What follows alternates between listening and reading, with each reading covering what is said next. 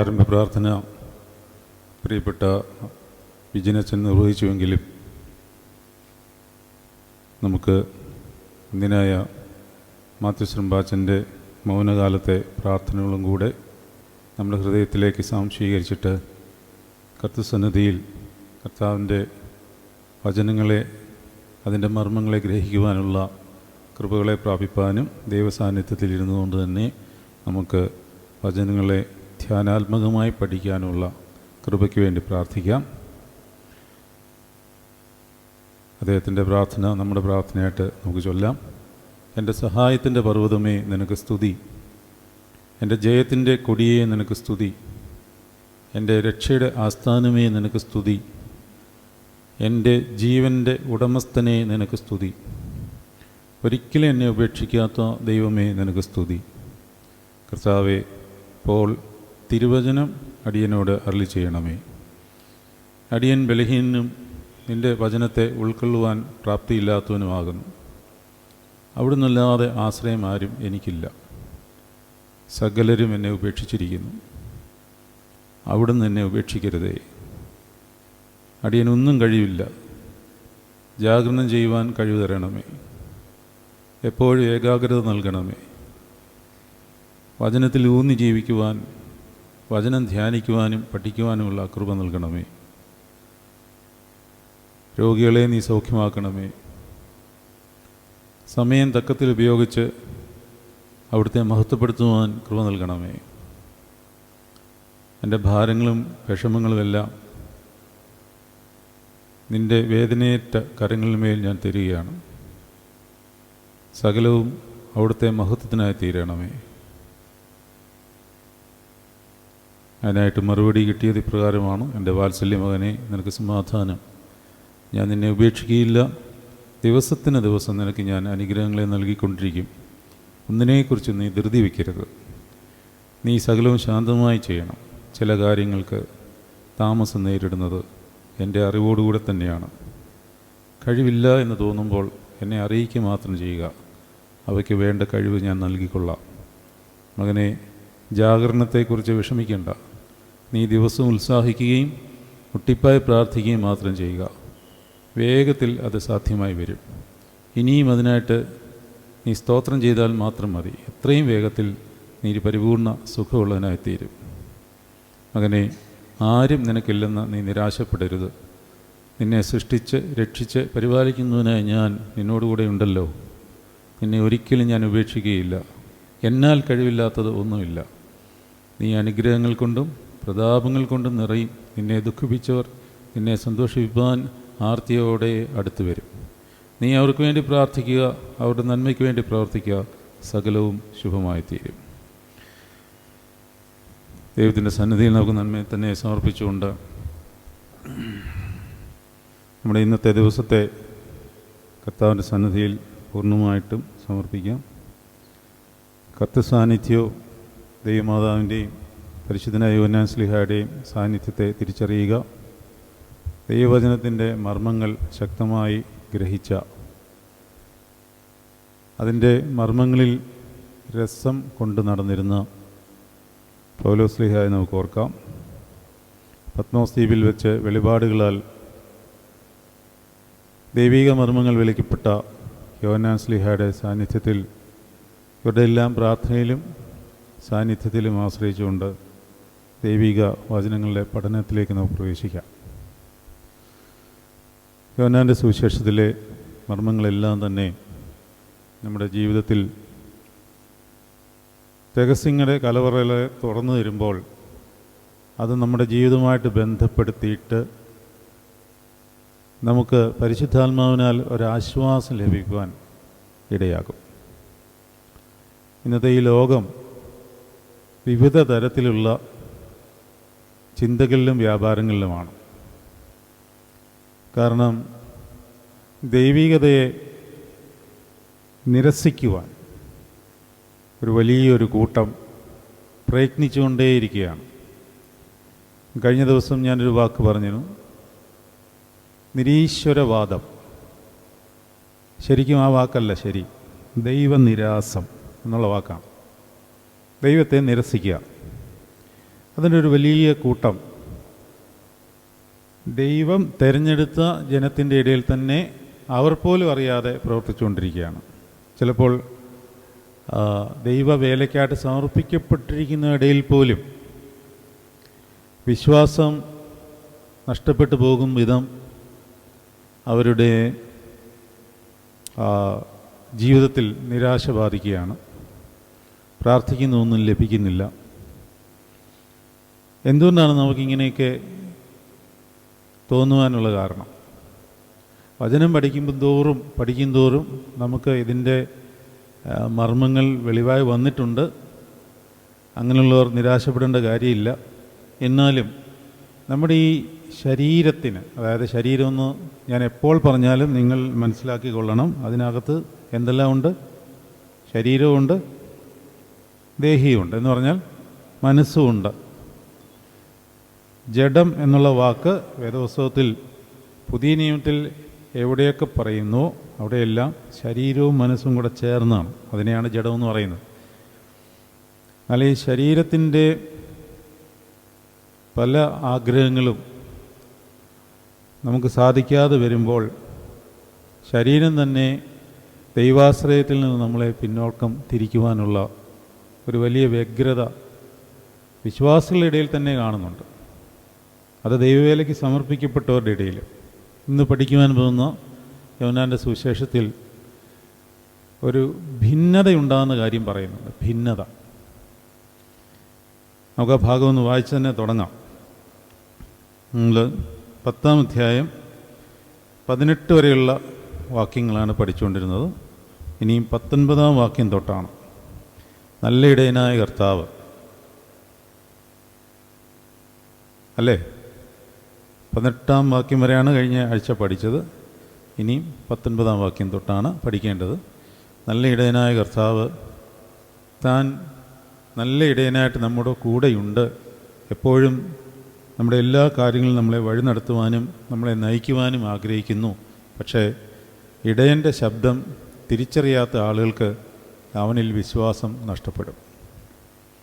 അതാണ് ഞാൻ ആദ്യമേ പറഞ്ഞത്. എന്നാൽ ലോകത്തിൻ്റെ വിവിധ ഭാഗങ്ങളിൽ ഒരു ശേഷിപ്പിനെ ദൈവം വളർത്തിക്കൊണ്ടേയിരിക്കും. ഞാൻ ഇന്നലെ ഒരു 18 വയസ്സുള്ള ഒരു പെൺകുട്ടിയെ കാണുവാനിടയായി. അപ്പോൾ അവൾക്ക് ഇപ്പോഴേ അവളുടെ ജീവിത പങ്കാളിയെപ്പറ്റി അവൾ ആഗ്രഹിക്കുകയാണ്. അപ്പം എന്നോടൊന്ന് പ്രാർത്ഥിക്കണമെന്ന് പറഞ്ഞു. ഞാൻ പറഞ്ഞു ശരി, പ്രാർത്ഥിച്ചോളാം. ഞാൻ വെറുതെ ചോദിച്ചു, എന്താണ് കണ്ടീഷൻ? നിനക്ക് എങ്ങനെയുള്ളൊരു ആളിനെ ജീവിത പങ്കാളിയായിട്ട് വേണം എന്ന് ഞാൻ ചോദിച്ചപ്പോൾ എന്നെ അത്ഭുതപ്പെടുത്തിക്കൊണ്ട് ആ കൊച്ചു മറുപടി പറയുകയാണ്, അച്ഛാ, ഒരു കത്തോലിക്ക കൊച്ചാണ്, ഈശോയെ ഞാൻ സ്നേഹിക്കുന്നതിനേക്കാളിൽ കൂടുതൽ സ്നേഹിക്കുന്ന ഒരാളെ എനിക്ക് കിട്ടുവാൻ വേണ്ടി പ്രാർത്ഥിക്കണം എന്ന് പറഞ്ഞു. ഞാൻ കർത്താവ് പറഞ്ഞ പോലെ പറഞ്ഞു, മകളെ, നിൻ്റെ ആഗ്രഹം സാധിക്കട്ടെ, ഞാൻ പ്രാർത്ഥിച്ചുകൊള്ളാമെന്ന് പറഞ്ഞു. ഞാൻ പറഞ്ഞുകൊണ്ട് വന്നെൻ്റെ സാരം, കൊച്ചു കുഞ്ഞുങ്ങളിൽ, ചെറുപ്പക്കാരായ ആളുകളിൽ, പെൺകുട്ടികളിൽ, ആൺകുട്ടികളിൽ ഒക്കെ ദൈവസ്നേഹത്തെ വളരെ ശക്തമായി പ്രോത്സാഹിപ്പിച്ചുകൊണ്ടിരിക്കുന്ന ഒരു പരിശുദ്ധാത്മ വ്യാപാരം സംഭവിച്ചുകൊണ്ടേയിരിക്കുന്നുണ്ട്. ഇത് അന്ത്യകാലത്തിൻ്റെ ഒരു ലക്ഷണമാണ്. അപ്പോൾ ആ കൂട്ടത്തിൽ നമ്മൾ പെടണം. ഒരു ശേഷിപ്പ് അവശേഷിക്കും. ആ ശേഷിപ്പിനകത്ത് നമ്മൾ പെടണം. പിന്നിലുള്ളത് മറന്നും മുന്നിലുള്ളത് ആഞ്ഞും കൊണ്ട് ക്രിസ്തുയേശുവിൽ ദൈവത്തിൻ്റെ വിളിയുടെ പരമവിരുദ്ധനായി ലാക്കിലേക്ക് ഓടുന്നുവെന്നാണ്. ഫിലിപ്പിയ ലേഖനത്തിലെ ആ വചനം നമുക്കൊന്ന് വായിച്ചുകൊണ്ട് ഇന്നത്തെ പഠനം ആരംഭിക്കാം. ഫിലിപ്പിയ ലേഖനത്തിൽ പൗലോസ്ലീഹ പഠിപ്പിക്കുന്ന അതിശ്രേഷ്ഠമായ ഒരു കാര്യമാണത്. ഫിലിപ്പിയ ലേഖനം 3-ാം അധ്യായം തൊട്ട്, അത് മുഴുവൻ വളരെ മനോഹരമായ അധ്യായമാണ്. അപ്പോൾ പൗലോസ്ലീഹ പറയുവാണ്, ഞാൻ അപ്പോസ്തലന്മാരിൽ ഒട്ടും കുറവുള്ളവനൊന്നുമല്ല. ജഡപരമായി എനിക്ക് പ്രശംസിക്കാൻ ഒരുപാട് കാര്യങ്ങൾ എൻ്റെ കയ്യിലുണ്ട്. ജഡപരമെന്ന് പറഞ്ഞാൽ പൗലോസ്ലീഹ നേടിയെടുത്തിട്ടുള്ള എല്ലാ കാര്യങ്ങളും. അതെന്തൊക്കെയാണെന്ന് വളരെ ചുരുക്കം ഭാഷയിൽ പൗലോസ്ലീഹ തന്നെ വിശദീകരിക്കുകയാണ്. ഫിലിപ്പിയ ലേഖനം 3-ാം അധ്യായം 6-ാം വാക്യം തൊട്ട് ഉണ്ട്, അല്ലെങ്കിൽ 4-ാം വാക്യം തൊട്ടുണ്ട്. പക്ഷേ എനിക്ക് ജഡത്തിലും ആശ്രയിപ്പാൻ കഴിവുണ്ട്, മറ്റാർക്കും ആശ്രയിക്കാമെങ്കിൽ എനിക്ക് അധികം എന്ന് പറഞ്ഞാൽ മറ്റപ്പോസ്തലന്മാരൊക്കെ ഉള്ളപ്പോൾ അപ്പോസ്തലന്മാരിൽ ഞാൻ ഒട്ടും കുറവുള്ളവനല്ല എന്ന് പറയുമ്പോഴും വേറൊരു കാര്യം നിങ്ങൾ മനസ്സിലാക്കിക്കോണം. പൗലോസ്ലീഹ അപ്പോസ്തലത്വത്തെ മാനിക്കാതിരുന്നിട്ടില്ല. പലയിടത്തും ചില സാഹചര്യങ്ങളിൽ പൗലോസ്ലീഹ പറയുന്നുണ്ട്, ഞാൻ അപ്പോസ്തലന്മാരെക്കാളിൽ ഒട്ടും കുറവുള്ളവനല്ല എന്ന് പറഞ്ഞാൽ അപ്പോസ്തലന്മാർക്ക് അല്പം ശ്രേഷ്ഠതയുണ്ട് എന്നുള്ള ഒരു ധാരണ ക്രിസ്തീയ സമൂഹത്തിലുണ്ട്. അങ്ങനെയുള്ളപ്പോൾ തന്നെ പൗലോസ്ലീഹ മറ്റൊരിടത്ത് പറയുന്നുണ്ട്, അതിശ്രേഷ്ഠമായ അപ്പോസ്തലത്വം എന്ന് പറയുന്നുണ്ട്. എന്ന് പറഞ്ഞാൽ താൻ കുറഞ്ഞവനാണ്, മറ്റുള്ളവർക്ക് അപ്പോസ്തലത്വം എന്ന് പറഞ്ഞാൽ കർത്താവിൻ്റെ കൂടെ നടന്ന 12 ശിഷ്യന്മാർക്കും തന്നെക്കാളിൽ എപ്പോഴും വില പൗലോസ്ലീഹ നൽകിയിരുന്നു.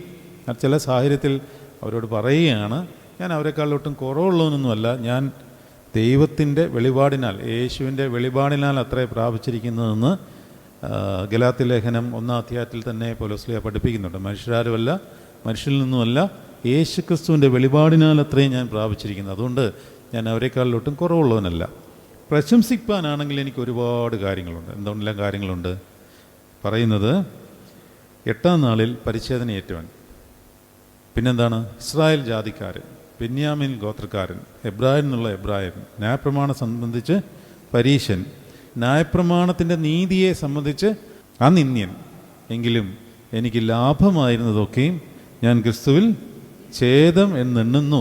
അടുത്ത വചനം എനിക്ക് വലിയ ഇഷ്ടമാണ്. അത്രയുമല്ല, എൻ്റെ കർത്താവായ യേശു ക്രിസ്തുവിൻ്റെ പരിജ്ഞാനത്തിൻ്റെ ശ്രേഷ്ഠത നിമിത്തം ഇപ്പോൾ ഞാൻ എല്ലാം ഛേദമെന്നെണ്ണുന്നു.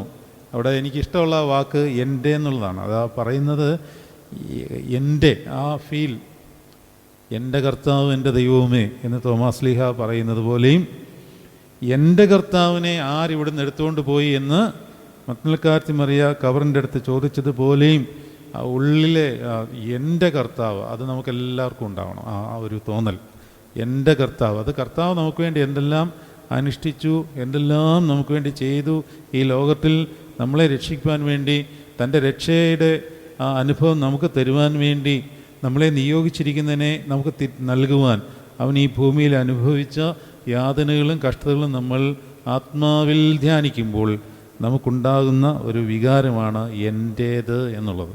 അപ്പോൾ പൗലോസ്ലീഹ പറയുന്നതാണ്, എൻ്റെ കർത്താവിൻ്റെ പരിജ്ഞാനത്തിൻ്റെ, യേശുക്രിസ്തുവിനെക്കുറിച്ചുള്ള പരിജ്ഞാനത്തിൻ്റെ ശ്രേഷ്ഠത നിമിത്തം ഞാനിപ്പോൾ എല്ലാം ഛേദം എന്നെണ്ണുന്നു. ഞാൻ ക്രിസ്തുവിനെ നേടേണ്ടതിനും ന്യായപ്രമാണത്തിൽ നിന്നുള്ള എൻ്റെ സ്വന്തം നീതിയല്ല, പിന്നെയോ ക്രിസ്തുവിലുള്ള വിശ്വാസം മൂലം ദൈവം വിശ്വസിക്കുന്നവർക്ക് നൽകുന്ന നീതി തന്നെ ലഭിച്ച് അവനിലിരിക്കേണ്ടതിനും. ഇത് വളരെ വിശദമായിട്ട് പഠിക്കേണ്ട കാര്യമാണ്. തൽക്കാലം നമ്മുടെ സബ്ജക്റ്റ് അതല്ലാത്തതുകൊണ്ട് അതങ്ങനെ വായിച്ചു വിടുകയാണ്. അവൻ്റെ മരണത്തോട് അനുരൂപപ്പെട്ടിട്ട് പിന്നെന്താണ് ചെയ്യുന്നത്? അവനെയും അവൻ്റെ പുനരുത്ഥാന ശക്തിയെയും അവൻ്റെ കഷ്ടാനുഭവത്തിൻ്റെ കൂട്ടായ്മയും അനുഭവിച്ചറിയേണ്ടതിനും, ഇങ്ങനെ വല്ല വിധേനയും, എങ്ങനെയും ഒക്കെ ഈ ശരീരത്തിൽ നിന്ന് പോകണം, വല്ല വിധേനയും എന്താണ്, മരിച്ചവരിടയിൽ നിന്നുള്ള പുനരുത്ഥാനം പ്രാപിക്കണം എന്നും വെച്ച് ഞാൻ അവൻ്റെ നിമിത്തം എല്ലാം ഉപേക്ഷിച്ച് ചവറ് എന്ന് എണ്ണുന്നു. ലഭിച്ചു കഴിഞ്ഞുവെന്നോ നേടിയെന്നോ എന്നല്ല, ഞാൻ ക്രിസ്തുവിനാൽ പിടിക്കപ്പെട്ടിരിക്കുന്നത് കൊണ്ട് എനിക്കും പിടിക്കാമോ എന്ന് വെച്ച് ഞാൻ പിന്തുടരുന്നതേ ഉള്ളൂ. സഹോദരന്മാരെ, ലഭിച്ചു കഴിഞ്ഞിരിക്കുന്നുവെന്ന് ഞാൻ വിശ്വസിക്കുന്നില്ല. എങ്കിലും പിന്നിലുള്ളത് മറന്ന് മുന്നിലുള്ളത് ആഞ്ഞും കൊണ്ട് ക്രിസ്തുയേശുവിൽ ദൈവത്തിൻ്റെ പരമവിളിയുടെ ലാക്കിലേക്ക് ഓടുന്നു. ഇതാണ് പൗലോസ്ലീഹയുടെ ലക്ഷ്യം.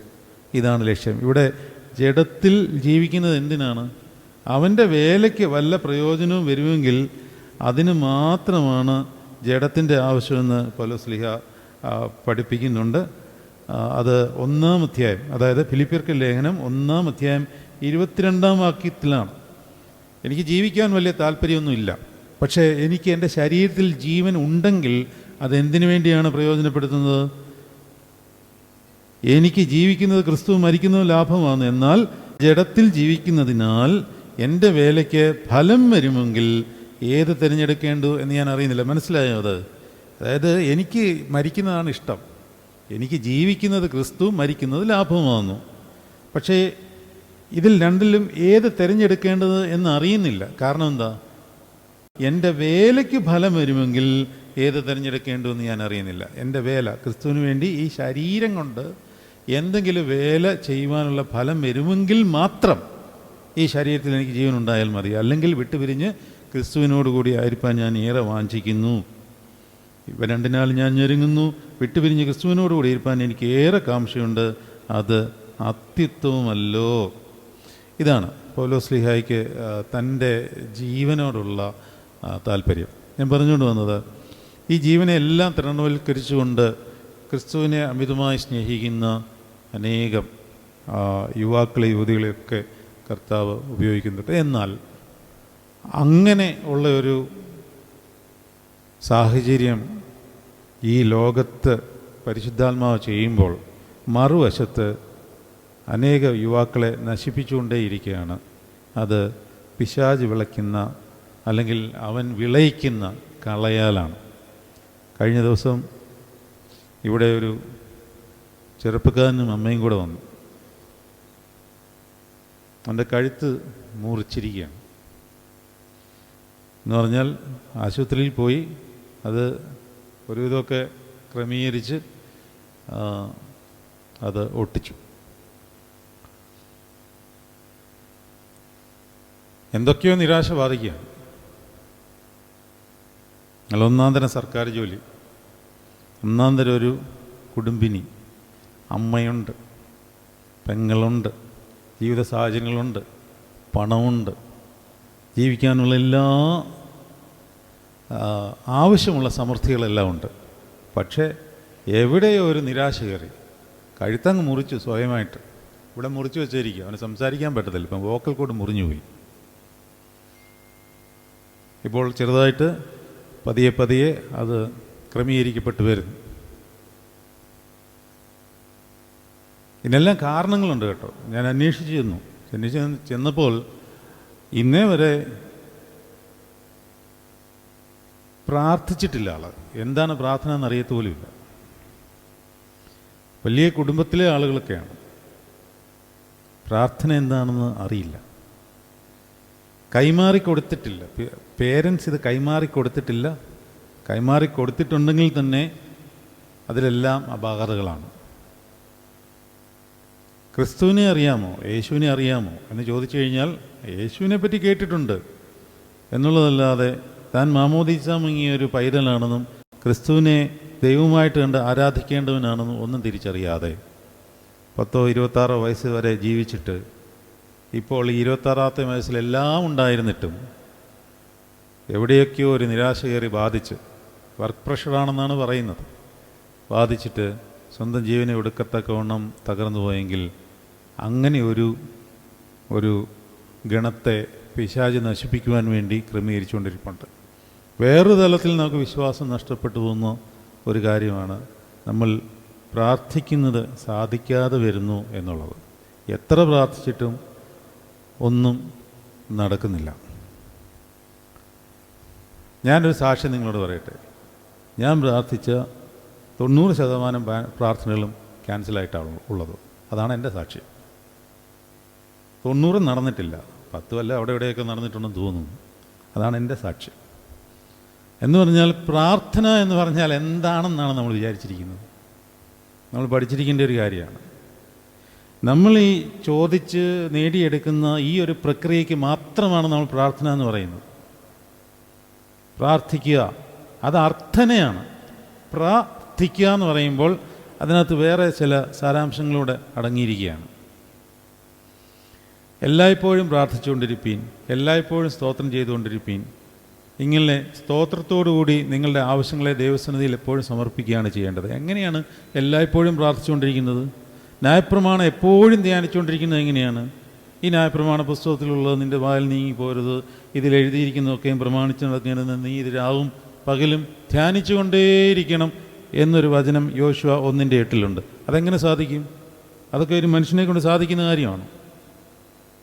എന്താണ് അതിൻ്റെ അർത്ഥം എന്ന് പറഞ്ഞാൽ, പ്രാർത്ഥന എന്ന് പറഞ്ഞാൽ അതിൻ്റെ അർത്ഥം being in the presence of Lord Jesus Christ എന്നുള്ളതാണ്. യേശു സാന്നിധ്യത്തിൽ എപ്പോഴും ആയിരിക്കുക, അത് പ്രാർത്ഥനയാണ്. അങ്ങനെയാണെങ്കിൽ ഉറങ്ങുമ്പോഴും നമ്മൾ പ്രാർത്ഥിക്കുകയാണ്. ഈ സാന്നിധ്യം കട്ടാകുമ്പോഴാണ് പ്രാർത്ഥിക്കുന്നില്ല എന്ന് പറയുന്നത്. അങ്ങനെ സാന്നിധ്യത്തിൽ നിൽക്കുമ്പോൾ അതിൻ്റെ നെക്സ്റ്റ് സ്റ്റേജിലേക്ക് നമ്മൾ പോകുന്നതാണ് ആരാധന. അപ്പോൾ അതിനകത്ത് നമുക്ക് വേണ്ടിയ കാര്യങ്ങൾ നമുക്ക് തരികയും നമുക്ക് വേണ്ടാത്ത കാര്യങ്ങൾ തരാതിരിക്കുകയും ചെയ്യും. റോമർക്കെഴുതിയ ലേഖനം പഠിച്ചിട്ടുള്ളവർക്കെല്ലാം ഞാൻ വീണ്ടും വീണ്ടും പറഞ്ഞ് തരേണ്ട കാര്യമില്ല. നമ്മളെ പ്രാർത്ഥനകൾ സ്വർഗത്തിൽ എത്താതിരിക്കുന്നതിന് പല കാരണങ്ങളുണ്ട്. ഇനിയും വളരെ ന്യായമായിട്ട് നമുക്ക് തോന്നുന്ന കാര്യങ്ങളും ചിലപ്പോൾ നമുക്ക് ലഭിക്കാതെ പോകുന്നതിൻ്റെ കാര്യം ഇത് പിശാച് കെണിവയ്ക്കുന്നതോ അല്ലെങ്കിൽ നമ്മുടെ പാപാവസ്ഥ കൊണ്ട് നമുക്ക് കർത്താവുമായിട്ട് ബന്ധം കിട്ടാതെ പോകുന്നതുകൊണ്ടോ ഒന്നുമല്ല. പിന്നെ എന്താണ്? നിങ്ങൾ പറയൂ, പിന്നെ എന്തായിരിക്കും? ആരായിരിക്കും ഇത് തടസ്സപ്പെടുത്തുന്നത്? പരിശുദ്ധാത്മാവ് തന്നെ ചില പ്രാർത്ഥനകൾ തള്ളിക്കളയും. കാര്യം നമ്മൾ പ്രാർത്ഥിക്കുമ്പോൾ നമ്മൾ ഈ ലോകപരമായ നമ്മുടെ ആത്മീയവും ലൗകികമായ സാധ്യതകൾ മാത്രമേ കാണുന്നുള്ളൂ. പക്ഷേ പരിശുദ്ധാത്മാവ് ക്രിസ്തുവിൻ്റെ അടുത്ത് വന്ന് ഒരുത്തൻ മുട്ടുകുത്തി പ്രാർത്ഥിക്കുമ്പോൾ അവൻ്റെ പ്രാർത്ഥന കേൾക്കുന്നതോടൊപ്പം പരിശുദ്ധാത്മാവിൻ്റെ പ്രധാന ഉദ്ദേശം ഇവനെ എങ്ങനെ നിത്യതയിലേക്ക് പ്രവേശിപ്പിക്കാം എന്നുള്ളതാണ്. അപ്പോൾ ആ നിത്യതയിലേക്ക് പ്രവേശിപ്പിക്കുന്നതിന് വേണ്ടതായ കാര്യങ്ങൾ അവൻ്റെ ജീവിതത്തിൽ ക്രമീകരിക്കപ്പെടുത്തിക്കൊണ്ടേയിരിക്കുവാൻ വേണ്ടി അവന് വേണ്ടതെല്ലാം കൊടുക്കും, വേണ്ടാത്തതെല്ലാം തള്ളിക്കളയും. ചിലത് ബോധപൂർവം താമസിപ്പിക്കും. കാരണം ചില കാര്യങ്ങളിൽ നമ്മൾ ഇനിയും വഴങ്ങാനുണ്ട്, ഇനിയും കർത്തൃസന്നിധിയിലേക്ക് അടുത്ത് വന്ന് മെഴുകി വരുവാനുണ്ട് എന്നുള്ള കാര്യം നമുക്കറിയത്തില്ലെങ്കിലും ഇത് പരിശുദ്ധാത്മാവിനറിയാം. അതുകൊണ്ട് തന്നെ നമ്മളെ ആ രീതിയിൽ മെഴുകിയെടുക്കുവാൻ വേണ്ടി നമ്മുടെ പല പ്രാർത്ഥനകളും നീട്ടിക്കൊണ്ടുപോകാനോ അല്ല താമസിപ്പിക്കുവാനോ ഒരു സാധ്യതയുണ്ട്. ഇത് പ്രാർത്ഥിക്കുമ്പോൾ കേൾക്കത്തില്ല എന്നില്ല. ദാനിയേലിൻ്റെ പുസ്തകം എടുക്കാമോ? ദാനിയേലിൻ്റെ പുസ്തകം 10-ാം അധ്യായത്തിൽ ദാനിയേലിൻ്റെ ഉപവാസവുമായിട്ട് ബന്ധപ്പെട്ട് ഒരു പ്രാർത്ഥനയുണ്ട്. എന്താണ്? ദാനിയേൽ ഉപവസിച്ചല്ലേ, ഉപവസിച്ച് പ്രാർത്ഥിക്കുകയാണ്. അതിൽ 10-ാം അധ്യായം 12-ാം വാക്യം വായിച്ചാൽ അവിടെ ഒരു രഹസ്യം ഒളിഞ്ഞു കിടപ്പുണ്ട്. എന്താണ്? പിന്നെ അവൻ എന്നോട് പറഞ്ഞത്, ദാനിയേലേ ഭയപ്പെടേണ്ട, നീ തിരിച്ചറിയേണ്ടതിനും നിന്റെ ദൈവത്തിൻ്റെ മുമ്പാകെ നിന്നെ തന്നെ താഴ്ത്തേണ്ടതിനും മനസ്സ് വെച്ച ആദ്യ ദിവസം മുതൽ നിന്റെ വാക്ക് കേട്ടിരുന്നു. ദാനിയേൽ 21 ദിവസമാണ് ഉപവസിച്ചത്. 20 ദിവസമായിട്ട് ഒരു മറുപടിയില്ല, ഒരു വിവരവും ഇല്ല. ഉപവസിച്ച് പ്രാർത്ഥിക്കുകയാണെന്ന് വിചാരിക്കണം. 21-ാമത്തെ ദിവസം മറുപടി വന്നപ്പോൾ ഇപ്രകാരമാണ്, അതായത് നീ തിരിച്ചറിയേണ്ടതിനും നിന്റെ ദൈവത്തിൻ്റെ മുമ്പാകെ നിന്നെ തന്നെ താഴ്ത്തേണ്ടതിനും നീ മനസ്സ് വെച്ച ആദ്യ ദിവസം തന്നെ, ഫസ്റ്റ് ഡേയിൽ തന്നെ പ്രാർത്ഥനയൊക്കെ കേട്ടു. പക്ഷെ ചില തടസ്സങ്ങൾ അവിടെ ഉണ്ടായി. പ്രാർത്ഥനയ്ക്ക് മറുപടിയായിട്ട് വരുമ്പോൾ ആ മറുപടിക്ക് തടസ്സമായി പല കാര്യങ്ങളും അവിടെ സംഭവിച്ചു. താഴോട്ട് വായിക്കുമ്പോൾ നമുക്ക് മനസ്സിലാവും. അത് പോകട്ടെ, ഞാൻ പറഞ്ഞുകൊണ്ട് വന്നത് നമ്മളിപ്പോൾ പാടിയ പാട്ടിലാണെങ്കിലും ഒരിക്കലും നിരാശ നമ്മളെ ബാധിക്കത്തക്കവണ്ണം നമ്മുടെ മനസ്സിനെ നമ്മൾ വിട്ടുകൊടുക്കാൻ പാടില്ല. അതുകൊണ്ട് എപ്പോഴും യേശു ക്രിസ്തുവുമായിട്ട് അവൻ്റെ ആത്മാവുമായിട്ട് കണക്റ്റഡ് ആയിരിക്കണം. അങ്ങനെ കണക്റ്റഡ് ആയിരിക്കുമ്പോൾ നമ്മളുടെ ശരീരത്തിനും നമ്മുടെ മനസ്സിനും നമ്മുടെ ആത്മാവിനുമെല്ലാം അഭിവൃദ്ധി വരും, ആത്മീക അഭിവൃദ്ധി. ഈ ആത്മീക അഭിവൃദ്ധിയാണ് മറ്റൊരു ഭാഷയിൽ യോഹന്നാൻ ശ്ലീഹ പഠിപ്പിക്കുന്നത്. എന്താണ് ഈ ആത്മീക അഭിവൃദ്ധിയാണ് യോഹന്നാൻ ശ്ലീഹ മറ്റൊരു ഭാഷയിൽ പഠിപ്പിക്കുന്നത്. എന്താണ്? ഒറ്റ വാക്ക് പറയൂ. ഈ യോഹന്നാൻ സുവിശേഷം മൊത്തവും ആ ഒറ്റ വാക്കേ ഉള്ളൂ, സമൃദ്ധിയായ ജീവൻ എന്ന് പറയും. അപ്പോൾ ഇന്നത്തെ മനുഷ്യനായിരിക്കരുത് നാളെ, ഇന്നത്തെ മനുഷ്യൻ ആയിരിക്കരുത് നാളെ. നമ്മളുടെ സ്വഭാവത്തിൽ വ്യത്യാസം വരണം, നമ്മളുടെ ജീവിതചര്യയിൽ വ്യത്യാസം വരണം. ഒന്നും പൂർണ്ണമായിട്ട് പ്രാപിക്കണം എന്നില്ല. ഇന്ന് പറഞ്ഞതുപോലെ തന്നെയുള്ള പൊട്ടച്ചൊല്ലും ചീത്തത്തരവും കളിവാക്കുമാണ് നാളെയും പറഞ്ഞുകൊണ്ടിരിക്കുന്നതെങ്കിൽ വചനം കേട്ടിട്ട് എന്താണ് പ്രയോജനം? ഹെരോദാവും കേൾക്കുമായിരുന്നു അത്തരം വചനങ്ങൾ, അല്ലേ? ഹെരോദാവിൻ്റെ പ്രത്യേകത എന്താണെന്ന് നമ്മൾ പഠിച്ചതാണ്. എന്താണ്? യോഹന്നാൻ സ്നാപകൻ്റെ വചനമൊക്കെ കേൾക്കാൻ വലിയ ഇഷ്ടമാണ്, പക്ഷേ വൈകിട്ട് ക്യാമറ കാണണം. ഇത് രണ്ടും കൂടെ പോയാലേ അദ്ദേഹത്തിനൊരു സന്തോഷമുള്ളൂ. അതാണ് ഹെരോദാവിൻ്റെ പുളിച്ച മാവ്. അതുപോലെ ഏകദേശം അതുപോലെയാണ് നമുക്ക് ഈ വചനം കേട്ടിട്ടും നമ്മൾ മാറുന്നില്ല എന്നുണ്ടെങ്കിൽ നമുക്ക് ബോധ്യം ഉണ്ടാകണം. അതിനെന്ത് വേണം? ഉള്ളിൽ ഈ സാധനം വരണം. എന്നാലേ നമ്മളെ ബോധ്യപ്പെടുത്തിട്ടുള്ളൂ. നമ്മളെല്ലാ കാര്യങ്ങളും ചെയ്യുമ്പോൾ, ഏത് കാര്യമാണെങ്കിലും ആ വചന ഉള്ളിൽ നിന്നാണ് നമ്മളെ പ്രൊവോക്ക് ചെയ്യുന്നത്. അത് ഇങ്ങനെയാണ്, അത് ചെയ്യാൻ പാടില്ല, ഇതേ ചെയ്യാവൂ എന്ന് നമ്മളെ ബോധ്യപ്പെടുത്തുന്ന വചനങ്ങൾ നമ്മൾ ഉള്ളിൽ കയറത്തക്കവണ്ണം ഇത് രാവും പകലും ധ്യാനിച്ചുകൊണ്ടേയിരിക്കും. ഉള്ളിൽ കയറിക്കഴിഞ്ഞാൽ ഇത് എപ്പോഴും കണക്റ്റഡായിട്ട് തന്നെ ഇരിക്കും. നമുക്ക് യോഹന്നാൻ്റെ സുവിശേഷം 10-ാം അധ്യായം 19-ാം വാക്യത്തിലേക്ക് വരാം. അപ്പോൾ കർത്താവ് നല്ല ഇടയനായവൻ ഒരാട്ടിൻകൂട്ടവും ഒരു തൊഴുത്തും നമ്മളെ ആക്കി വെച്ചു. ഞാൻ കഴിഞ്ഞ ദിവസം നിങ്ങളോടൊരു മർമ്മം പറഞ്ഞു തന്നു. ഈ ഒരു ആട്ടിൻ കൂട്ടം, ഒരു തൊഴുത്ത്, ഒരിടയൻ, ഇത് ഈ ലോകത്തിൽ നിന്നുകൊണ്ട് നമുക്കൊരു രീതിയിലും ഉൾക്കൊള്ളാൻ പറ്റില്ല. നമുക്ക് പറ്റത്തേയില്ല. എന്തുകൊണ്ടാണെന്നറിയാമോ? എന്തുകൊണ്ടായിരിക്കും? കഴിഞ്ഞ ആഴ്ച നമ്മളത് പറഞ്ഞതാണ്. അതിന് പരിശുദ്ധാത്മാവ് എന്ന ഒരു പ്രത്യേക ഹോർമോണിക് അല്ലെങ്കിൽ എൻസൈം പ്രത്യേക പവറിൽ ചൊരിഞ്ഞില്ലെങ്കിൽ ആത്മലോകത്തിൽ മാത്രം ഇതിൻ്റെ പൂർണ്ണത വരത്തുള്ളൂ.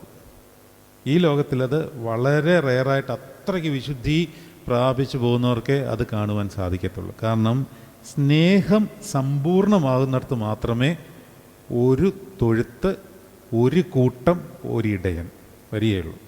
അല്ലെങ്കിൽ എനിക്ക് ഈ ലോകത്തിൽ ബുദ്ധിമുട്ടുള്ള ഒരാൾ, അത് നമ്മുടെ സഹോദരനായിരിക്കാം, നമ്മുടെ കൂടെയുള്ള ആളായിരിക്കാം, നമ്മുടെ കൂടെ താമസിക്കുന്ന ആളായിരിക്കാം, ആരുമായിരിക്കാം. പക്ഷേ എനിക്ക് അദ്ദേഹത്തോട് വലിയ മതിപ്പില്ല. അദ്ദേഹത്തിനും അതേ മതിപ്പ്, അതേ ആറ്റിറ്റ്യൂഡായിരിക്കും എന്നോട്. അത് നമ്മൾ മനസ്സിലാക്കണം കേട്ടോ. നമ്മളിപ്പോൾ അതൊരു വൈബ്രൻ്റ് എനർജിയാണത്. അത് ഞാനിപ്പോൾ ഒരാളെപ്പറ്റി ചിന്തിക്കുന്ന ഒരു കാര്യം, അയാൾ നമുക്ക് പറ്റിയ ആളല്ല, അല്ല കൊള്ളില്ല എന്ന് നമ്മൾ വിധി എഴുതി, നമ്മൾ പോലും നമ്മുടെ ഉള്ളിൽ ആരോടും പറയുന്നില്ലെന്ന് വിചാരിച്ചോ, വിധി എഴുതിയാൽ അതേ എനർജി തന്നെ അയാളിലും വ്യാപിക്കും. എന്നിട്ട് അയാൾ നമ്മളെ കാണുന്നത് അതുപോലെ ആയിരിക്കും. ഇതൊരു വലിയ മർമ്മമാണ്. നമ്മളൊരാളെ വിധി എഴുതി വെച്ചു എന്ന് വിചാരിക്കുക, നമ്മുടെ മനസ്സിലേ ഉള്ളൂ, നമ്മൾ ആരോടും പറഞ്ഞിട്ടുമില്ല എന്ന് വിചാരിക്കുക. അതേ എനർജി ആയിരിക്കും ആ ആളിൽ നിന്ന് ഇങ്ങോട്ടും നമുക്കുണ്ടാകുക. കാണുമ്പോഴൊക്കെ വലിയ സ്നേഹത്തിലൊക്കെ ആയിരിക്കും. അങ്ങനെയുള്ള രണ്ടുപേരും പ്രാർത്ഥിക്കുകയും ആരാധിക്കുകയും ചെയ്യുന്നവരാണെങ്കിൽ പോലും നമുക്ക് ജഡപരമായി ഒരു തോന്നലുണ്ടാവും, ഇയാളും കൊണ്ട് സ്വർഗത്തിൽ പോയാൽ എനിക്കെന്ത് സ്വർഗമാണ് അവിടെ? എനിക്കൊരു സന്തോഷമില്ല, ഇയാൾ അവിടെ വരില്ല. നമ്മളങ്ങനെ അങ്ങ് തീരുമാനിച്ച് വെച്ചിരിക്കുകയാണ്, അയാൾ ഇവിടെ ഇല്ല, ഞാൻ പോവും. നമുക്കങ്ങനെ തോന്നത്തുള്ളൂ. ഈ ഒരു പ്രോഗ്രാമിനെ പരിശുദ്ധാത്മാവ് ക്യാൻസൽ ചെയ്ത് കളയും. എവിടെ? ആത്മലോകത്തിൽ. അങ്ങനെ ക്യാൻസൽ ചെയ്യാനുള്ളൊരു പ്രത്യേക എൻസൈം പരിശുദ്ധാത്മാവിൻ്റെ കയ്യിലുണ്ട്. ഞാനും ചെല്ലുന്നു, എനിക്ക് വിരോധി എന്ന് ഞാൻ വിധി എഴുതിയ ആളും അവിടെ ചെല്ലുമ്പോൾ ഈ സ്നേഹം ഒരുപോലെ വ്യാപരിക്കണമല്ലോ.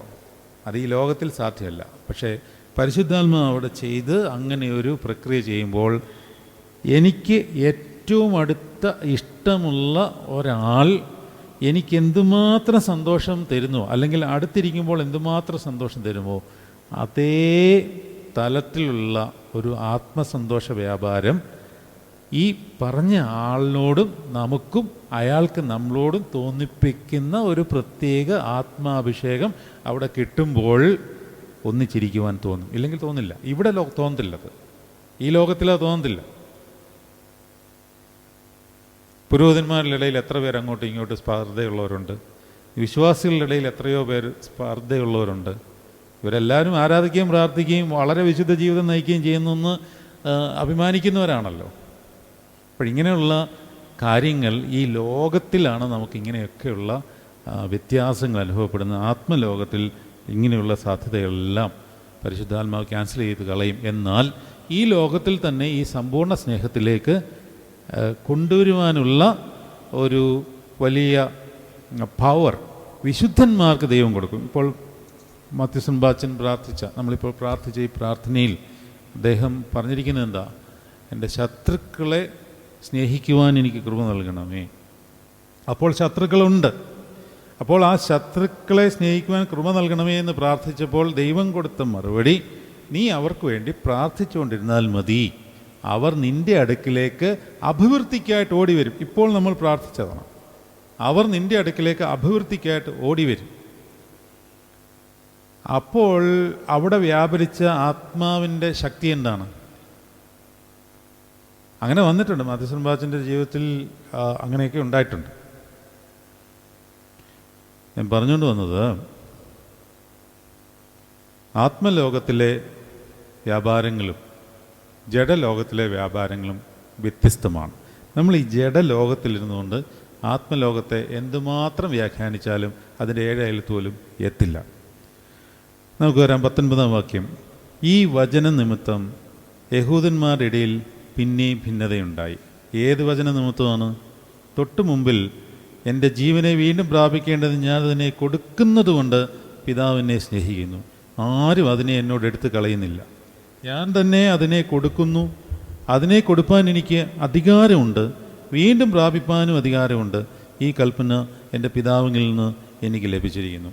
ദൈവിക രഹസ്യങ്ങളുടെ കാര്യങ്ങൾ, പ്രത്യേകിച്ച് കർത്താവിൻ്റെ ജീവനും ശരീരത്തിൻ്റെ വിഭജനവുമായിട്ട് സംബന്ധിച്ച്, അതായത് കർത്താവ് തൻ്റെ ശരീരരക്തങ്ങളെ അപ്പത്തിൽ കൂടിയും വീഞ്ഞിൽ കൂടിയും തൻ്റെ ജനത്തിന് കൊടുക്കും എന്നുള്ളത് മുന്നമേ കണ്ട് തന്നിൽ വിശ്വസിച്ച യഹൂദന്മാരോട് പറയുന്നുണ്ട്, ഞാൻ ലോകത്തിൽ നിന്ന് ഇറങ്ങി വന്ന ജീവൻ്റെ അപ്പമാണ്. 6-ാം അധ്യായത്തിൽ നമ്മൾ പഠിച്ച കാര്യങ്ങളെല്ലാം അയവിറക്കി നോക്കുമ്പോൾ അവിടെയെല്ലാം ഒരു വലിയ പ്രയാസം, ഒരു വിഷമം ഉണ്ടാകുകയാണ് ഇവർക്കിത് ഉൾക്കൊള്ളാൻ പറ്റുന്നില്ല. എന്തുകൊണ്ടാണ് ഇവർക്കിത് ഉൾക്കൊള്ളാൻ പറ്റാത്തതെന്ന് താഴോട്ട് പറയുന്നുണ്ട്.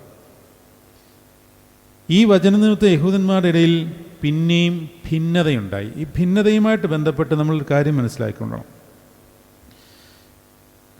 ഈ ഭിന്നത എന്ന് പറയുന്നത് പിശാച് ഇടുന്ന ഒരു കളയാണ്, നമ്മളുണ്ടാക്കുന്നതല്ല. ഞാൻ എൻ്റെ പൗരോഹിത്യ ജീവിതത്തിൽ ശ്രദ്ധിച്ചിട്ടുള്ള ഒരു കാര്യം, ഒരു പുരോഹിതൻ ഒരു ദേവാലയത്തിൽ ചെന്നാൽ അവിടെ പിശാച് കൊണ്ടിടുന്ന ആദ്യത്തെ കള എന്ന് പറയുന്നത് എങ്ങനെയെങ്കിലും ഭിന്നത ഉണ്ടാക്കുക എന്നുള്ളതാണ്. ഭിന്നതയുണ്ടാക്കിയാൽ രക്ഷപ്പെട്ടു. ഇവിടെ യഹൂദന്മാരുടെ ഇടയിലെ ഭിന്നത വളരെ രസകരമാണ്. ഒരു ഗ്രൂപ്പ് എന്താ പറയുന്നത്? ഇവന് ഭ്രാന്തുണ്ട്. മറ്റ് ഗ്രൂപ്പ് എന്താ പറയുന്നത്? നിങ്ങൾ ശ്രദ്ധിച്ചോണം, ഞാൻ വേറെ കാര്യം പറയാൻ പോവുകയാണ്. ഒരു ഗ്രൂപ്പ് പറയുന്നത് എന്താണ്? ഇവന് ഭ്രാന്തുണ്ട്. മറ്റേ ഗ്രൂപ്പ് എന്താണ് പറയുന്നത്? അങ്ങനെ ഭ്രാന്തൊന്നുമല്ല, ഒരുത്തന് കുരുടനെ സൗഖ്യമാക്കണമെങ്കിൽ അവനിൽ എന്തെങ്കിലും ദൈവികമായ വെളിപാടുണ്ടെങ്കിലേ പറ്റുകയുള്ളൂ. നമ്മൾ ആ വചനം ഒന്ന് വായിക്കാം. 20-ാം വാക്യത്തിൽ, അവരിൽ പലരും അവന് ഭൂതമുണ്ട്, അവൻ ഭ്രാന്തനാകുന്നു, അവൻ്റെ വാക്ക് കേൾക്കുന്നത് എന്തിനേ എന്ന് പറഞ്ഞു. മറ്റു ചിലർ, ഇത് ഭൂതഗ്രസ്തൻ്റെ വാക്കല്ല, ഭൂതത്തിന് കുരുടന്മാരുടെ കണ്ണ് തുറപ്പാൻ കഴിയുമോ എന്ന് പറയുന്നു.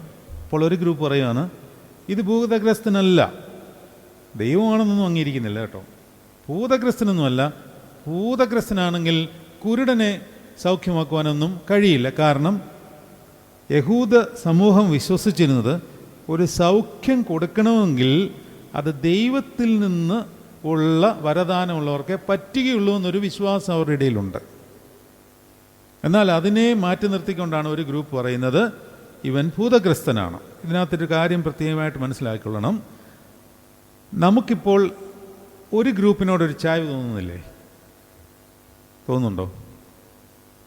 ഇല്ലേ? എനിക്ക് തോന്നി. അതായത് ഇവൻ ഭൂതഗ്രസ്തനാണ് എന്ന് പറയുന്ന ഒരു ഗ്രൂപ്പ്, കർത്താവ് തൻ്റെ അത്ഭുതക്രിയകൾ പ്രത്യേകമായ ഒരു ആത്മാവിൽ ചെയ്യുമ്പോൾ അതിനെ അശുദ്ധാത്മാവായിട്ട് വ്യാഖ്യാനിച്ചാൽ അതിനെ കർത്താവ് നഖശിഖാന്തം വിഷമത്തോടെ വേദനയോടെ എതിർത്തുകൊണ്ട് പറയുന്ന വചന ഇപ്രകാരമാണ്: മനുഷ്യരുടെ നേരെ ചെയ്യുന്ന സകല പാപവും അപരാധങ്ങളും ക്ഷമിക്കപ്പെടുമെന്നാൽ പരിശുദ്ധാത്മാവിന് വിരോധമായി പറയുന്ന ഒരു ദൂഷണവും ക്ഷമിക്കപ്പെടുകയില്ല. തൊട്ട് താഴെ പറയുകയാണ്, അവൻ ഒരു ഭൂതം ഉണ്ടെന്ന് അവർ പറഞ്ഞിരുന്നു. അപ്പോൾ കർത്താവ് തൻ്റെ ദൈവാത്മാവിൻ്റെ ശക്തിയാൽ, പുത്ര പരിശുദ്ധാത്മാവാകുന്ന ത്രിയേക ദൈവം അതിൽ പുത്രൻ ജഡമായി അവതരിച്ച് പിതാവിൻ്റെയും പരിശുദ്ധാത്മാവിൻ്റെയും പ്രേരണയോടുകൂടി ഇഷ്ടത്തോടുകൂടിയും ചെയ്യുന്ന എല്ലാ പ്രവൃത്തികളും പരിശുദ്ധാത്മാവിനാലാകയാൽ അതിനെ അശുദ്ധാത്മാവായിട്ട് വ്യാഖ്യാനിക്കുമ്പോൾ അത് തൻ്റെ ഇൻ്റഗ്രിറ്റിയെ ബാധിക്കുന്ന പ്രശ്നമാണ്.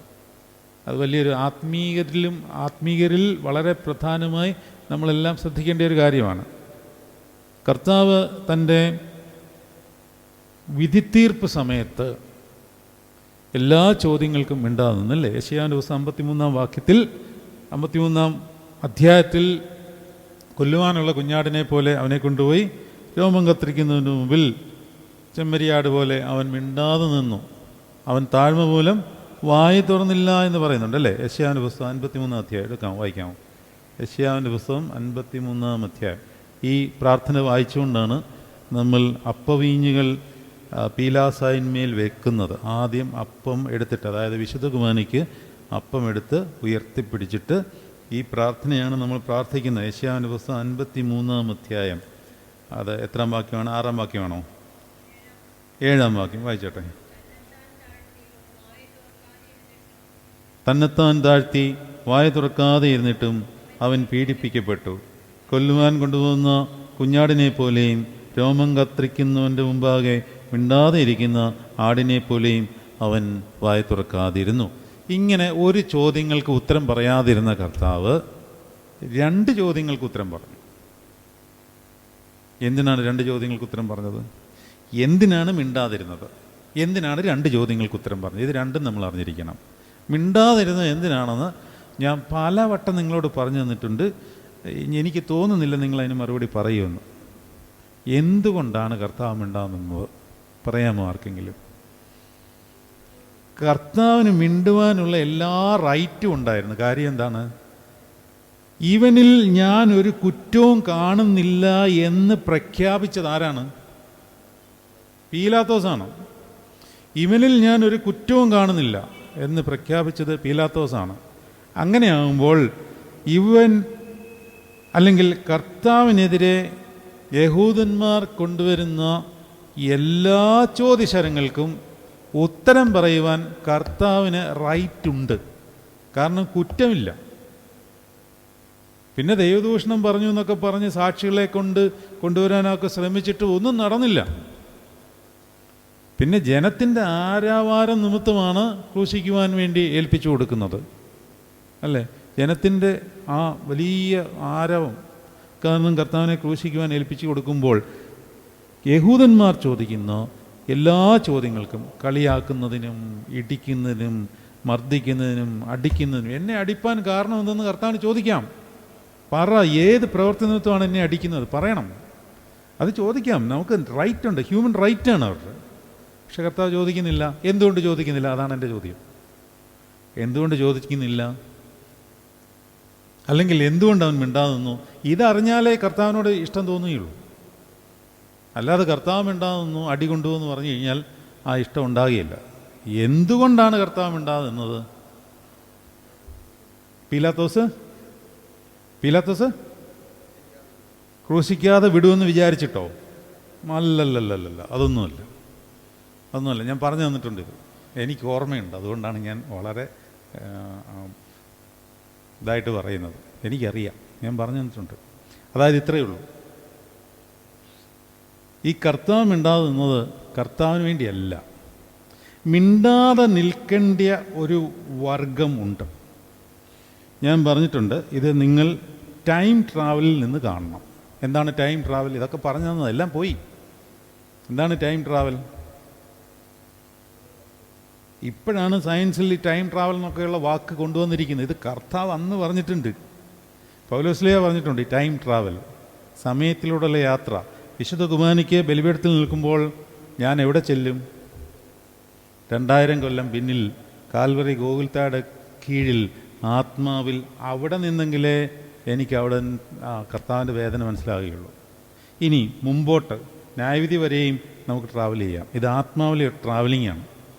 സയൻസ് ഇപ്പോൾ അതൊക്കെ ഇങ്ങനെ കണ്ടുപിടിച്ചുകൊണ്ട് വരുന്നിട്ട് വലിയ വാക്കുകൾ, ഈ വാക്കുകളൊക്കെ സയൻസ് കൊണ്ടുവന്നതാണ്. ടൈം ട്രാവൽ, നമ്മളതിനൊരു വാക്ക് പറയുമല്ലോ, ഓർമ്മ. ഓർമ്മ എന്ന് പറയുന്നത് ഇതാണ് ഓർമ്മ. നമ്മൾ ഓർമ്മ എന്ന് പറയുമ്പോൾ നമ്മുടെ മനസ്സിൽ കൂടി പെട്ടെന്ന് വരുന്നത് റിമംബറൻസ് ആണ്, അല്ലേ? റിമംബറൻസ്, അതായത് ബ്രെയിനിൽ നടക്കുന്ന ഒരു പ്രക്രിയയാണല്ലോ ഓർമ്മ. എനിക്ക് തീരെ ഇല്ലാത്തൊരു സംഗതിയാണ്. അച്ഛനെപ്പോഴും എന്നെ കളിയാക്കും. ഞാനും അച്ഛനും കൂടെ ഇതുവഴി യാത്ര ചെയ്ത് ഒരുമിച്ച് പോകുമ്പോൾ, ഈ ബിജിൻ അച്ഛൻ, ഞാൻ പലപ്പോഴും കാർ ഓടിച്ച് അങ്ങ് പോയിട്ടുണ്ട്. അച്ഛൻ എന്നെ പിടിച്ചു നിർത്തി, അച്ഛാ ആശ്രമം കഴിഞ്ഞു. അയ്യോ കഴിഞ്ഞു, ബോധമില്ല, പണ്ടേ ഇല്ല. അപ്പോൾ പിന്നെ തിരിച്ചു വിടും. പല പ്രോഗ്രാംസ് ഞാൻ മറന്നുപോയിട്ടുണ്ട്. ഒരു ദിവസം രാത്രി നമസ്കാരം ഇവിടെ നടത്തിക്കൊണ്ടിരുന്നപ്പോൾ പെട്ടെന്ന് എനിക്ക്, അയ്യോ ഇന്ന് വേറൊരിടത്ത് രാവിലെ ചെല്ലാമെന്ന് പറഞ്ഞാണല്ലോ വിശുദ്ധ കുർബാന ചെല്ലാൻ. ഞാനതൊക്കെ മറന്നുപോയിട്ട് ഇവിടെ നിന്ന് ഇങ്ങനെ നിൽക്കുകയാണ്. അങ്ങനെ പലയിടത്തും. അച്ഛാ അടുത്ത വ്യാഴാഴ്ച എനിക്കൊരു പരിപാടിയുണ്ട് വൈകിട്ട്, എന്നെ ബുധനാഴ്ച ഒന്ന് ഓർമ്മിപ്പിക്കണം കേട്ടോ. അച്ഛനോട് ഇപ്പോഴേ പറഞ്ഞു വച്ചേക്കാം. പറയാൻ പറ്റത്തില്ല. എന്തിനേറെ പറയുന്നു, മിനിഞ്ഞാന്ന് ഒരു ഹൗസ് വാമിംഗ് ഉണ്ടായിരുന്നു, ഞാൻ മറന്നുപോയെന്ന്. ഞാൻ എഴുതിയൊക്കെ ഇട്ടിട്ടുണ്ട്. അപ്പം നിങ്ങൾ വിചാരിക്കും എഴുതിയിടാത്തത് എന്താണ്. ഞാൻ എഴുതി എൻ്റെ സ്ക്രീനിൻ്റെ മുമ്പിൽ ഇങ്ങനെ ഒട്ടിച്ചൊക്കെ വെച്ചിട്ടുണ്ട്. പക്ഷേ ഞാൻ മറന്നുപോയി. ഇന്നലെ ആ അച്ഛൻ, ഒരു പ്രൈവറ്റായിട്ടുള്ള ചെറിയ കാര്യമാണ്, ഒരു കൂതാശയാണ്, എന്നെ വിളിച്ചിട്ട് ശകാരിച്ചു. അപ്പം ഞാനിവിടെ ഇന്നലെ ഈ സന്യാസിമാരുടെയൊക്കെ മീറ്റിംഗ് ഉണ്ട്, അതിൻ്റെ ഇടയ്ക്ക് പോയി അത് ചെയ്തിട്ട് വന്നു. അതാണ് ഞാൻ. അത്രയ്ക്കുള്ള എൻ്റെ ഓർമ്മ. ഇതെന്തുകൊണ്ട്, ഇതെവിടെ നടക്കുന്നതാണ്? ബ്രെയിനിൽ നടക്കുന്ന ഒരു കാര്യമാണ്, അല്ലേ? ബ്രെയിൻ തീരുമ്പോൾ ഇതെല്ലാം പോകും. എൻ്റെ ഓർമ്മയ്ക്കായി ഇപ്രകാരം ചെയ്യുവീനെന്ന് പറഞ്ഞാൽ അതിൻ്റെ അർത്ഥം എന്താണ്? ഇതാണ് വ്യത്യാസം. അത് നമ്മുടെ ബ്രെയിനിൽ നടക്കുന്ന സംഭവമല്ല. അനംനേസിസ് എന്നാണ് ഗ്രീക്കിലെ എൻ്റെ വാക്ക്, ഓർമ്മ. അനംനേസിസ് എന്ന് പറഞ്ഞാൽ ടൈം ട്രാവലാണ്. അതായത് 2000 കൊല്ലം മുമ്പ് നടന്ന ഒരു സംഭവത്തിലേക്ക് നമ്മൾ ഇന്ന് കാലെടുത്ത് വയ്ക്കുകയാണ്. അത് ഈ ജഡം കൊണ്ട് പറ്റില്ല, ആത്മാവിലേ പറ്റുകയുള്ളൂ. വരുവാനുള്ള ഒരു കാലത്തിലേക്ക് കർത്താവിൻ്റെ 2ാമത്തെ വരവ് കാണിക്കുന്ന വിശുദ്ധ കുർബാനയിലെ പടിഞ്ഞാറോട്ടുള്ള എഴുന്നള്ളത്ത് നമ്മൾ നടത്തുമ്പോൾ നമ്മൾ അതിലേക്ക് ടൈം ട്രാവൽ ചെയ്തെങ്കിൽ മാത്രമേ ഈ വിശുദ്ധ കുർബാനയുടെ ഒരു ഇൻറ്റൻസിറ്റി, ഗ്രാവിറ്റി നമുക്ക് പിടികിട്ടുകയുള്ളൂ. ഇതിൽ മാത്രമേ നടക്കത്തുള്ളൂ. ഇതാണ് ഓർമ്മ എന്ന് പറയുന്നത്. അപ്പോൾ ഞാൻ ചോദിച്ച ചോദ്യത്തിന് ഞാൻ വിട്ടുപോയി. ഞാൻ വേറെ ഏതോ ഒരു ചോദ്യം ചോദിച്ചിട്ടാണ് ഇങ്ങോട്ട് പോയത്. ഏതാണ്?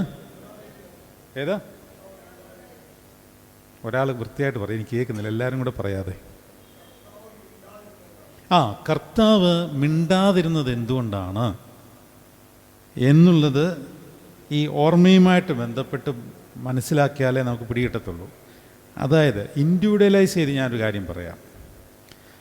കർത്താവ് അടി കൊണ്ടത് എന്തിനാണ്? കർത്താവ് മിണ്ടാതിരുന്നത് എന്തിനാണ്? കർത്താവിൻ്റെ ചെവിക്കിടി കൊണ്ടത് എന്തിനാണ്? അവൻ്റെ തലയിൽ മുള്ള് ആഞ്ഞ് കയറിയത് അല്ലെങ്കിൽ അതനുവദിച്ചത് എന്തിനാണ്? എൻ്റെ തല കൊണ്ട്, അതായത് ഇങ്ങനെ കാണണം നിങ്ങൾ. അതായത് ഈ 2025 ആണ്ടിൽ ജോൺ സാമുവൽ എന്നൊരു പുരോഹിതനെ കർത്താവ് തിരഞ്ഞെടുക്കുമ്പോൾ അവൻ തലകൊണ്ട്, അവൻ്റെ കുബുക്തി കൊണ്ട് ചെയ്യുവാൻ പോകുന്ന പാപങ്ങൾ കർത്താവ് മുന്നമേ കണ്ട്, എന്നെ കണ്ടിട്ട്, എന്നെ ഇൻഡിവിജ്വലൈസ് ചെയ്ത് ഓരോരുത്തരും കാണണം. അതിന് പകരമായി അവൻ്റെ തലയിലേക്ക് മുള്ള് കുത്തിക്കയറ്റി.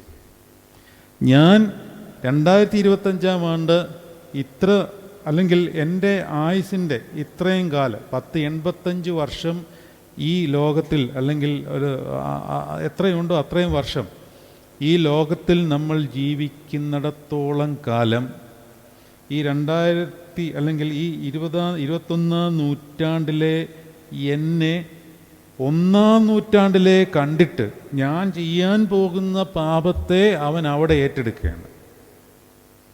അപ്പോൾ ഞാൻ അശുദ്ധമായി അനേകരെ വിളിച്ചതും എൻ്റെ നാവ് അശുദ്ധമാക്കിയതും കണ്ണ് അശുദ്ധമാക്കിയതും ചെവി അശുദ്ധമാക്കിയതും എൻ്റെ ശരീരം അശുദ്ധമാക്കിയതും എല്ലാം അവൻ മുന്നമേ കണ്ടിട്ട് അവന് മിണ്ടാനുള്ള സാധ്യത ഉണ്ടായിരുന്നിട്ട് കൂടി എനിക്ക് വേണ്ടി മിണ്ടാതിരിക്കുകയാണ്. ഞാനാണ് ആ സ്ഥാനത്തെങ്കിൽ എനിക്ക് വോയിസ് ഇല്ല. പറഞ്ഞു മനസ്സിലായോ? ഞാനാണ് ആ സ്ഥാനത്തെങ്കിൽ എനിക്ക് വോയിസ് ഇല്ല.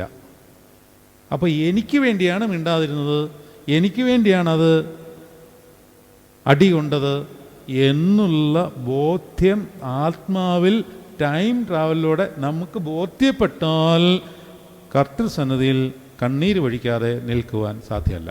കണ്ണീര് വഴിക്കേണ്ടത് നമ്മുടെ ആവശ്യങ്ങൾക്കും നമ്മുടെ വേദനകൾക്കും മാത്രമല്ല. അതിനെല്ലാവർക്കും കണ്ണീര്, അതൊരു കോമൺ കണ്ണുനീരാണ്. അതിന് വലിയ അഭിമാനിക്കേണ്ട കാര്യമൊന്നുമില്ല. ഞാനൊരു തകർച്ച വന്നു, എനിക്ക് ദൈവസന്നിധിയിൽ കരയുവാൻ ഉള്ള ഒരു വലിയ ഗ്രേസ് വരും. പക്ഷെ കർത്താവ് നമുക്ക് വേണ്ടി ചെയ്തതോർത്ത് കരയുവാൻ നമുക്ക് പറ്റുമോ? അങ്ങനെ കരയുമ്പോഴാണ് പിന്നീട് മറ്റൊരു കണ്ണീര് ദൈവം തരുന്നത്. അതിനെയാണ് ആനന്ദ കണ്ണീരെന്ന് പറയുന്നത്.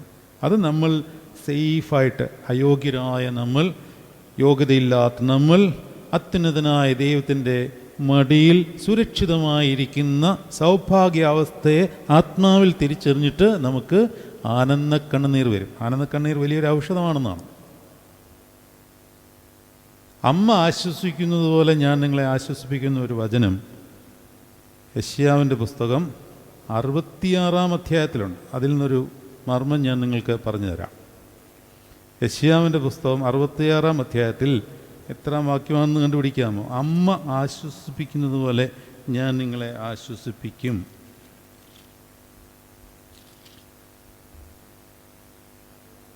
13-ാം വാക്യമാണോ? അമ്മ ആശ്വസിപ്പിക്കുന്നത് പോലെ ഞാൻ നിങ്ങളെ ആശ്വസിപ്പിക്കും, നിങ്ങൾ യെരുശലേമിൽ ആശ്വാസം പ്രാപിക്കും. ഇനി ഇങ്ങോട്ട് ശ്രദ്ധിച്ച്, അമ്മ ഒരു കുഞ്ഞിനെ, ഒരു പ്രസവിച്ച് കഴിഞ്ഞ് 1 വയസ്സിനകം പ്രായമുള്ള ഒരു കുഞ്ഞിനെ ആശ്വസിപ്പിക്കുന്നത് ഏറ്റവും കൂടുതൽ എങ്ങനെയായിരിക്കാം? ഇത്രയേ ഉള്ളൂ. കുഞ്ഞെന്ത് രീതിയിൽ അവൻ്റെ വികാരപ്രകടനം നടത്തിയാലും, അവൻ്റെ വികാരപ്രകടനം എന്ന് പറയുന്നത് ആകെ കരച്ചിലേ ഉള്ളൂ. അവന് വിശന്നാലും കരയും, സന്തോഷം വന്നാലും കരയും, അല്ലെങ്കിൽ ഏത് കാര്യത്തിന് അവൻ എന്തെങ്കിലും ഒരു ആവശ്യം വേണമെങ്കിലും അവൻ കരയും. വേറെ പ്രകടനമൊന്നുമില്ല. അപ്പോൾ 6 മാസം പ്രായമുള്ള ഒരു കുഞ്ഞിനെ അമ്മ മുലപ്പാൽ നൽകിയാണ് ആശ്വസിപ്പിക്കുന്നത്. ഇനി ഞാൻ വേറൊരു മർമ്മം പറഞ്ഞുതരാം. ശാസ്ത്രം കണ്ടുപിടിച്ചിരിക്കുന്നത് ഈ മുലപ്പാലിലൊക്കെ ഈ പ്രോട്ടീൻസ് ഉണ്ടല്ലോ, ഇതേ പ്രോട്ടീൻ കണ്ണുനീരിലുണ്ടെന്നാണ്. പക്ഷേ എല്ലാ കണ്ണുനീരിലും ഇല്ല. സന്തോഷത്താൽ നമ്മളുടെ കണ്ണ് നിറഞ്ഞാൽ ആ കണ്ണുനീർ പ്രോട്ടീനാണെന്നാണ് പറയുന്നത്. അതായത് ഞാൻ പറയാൻ വരുന്നത് ഇത്രയേ ഉള്ളൂ.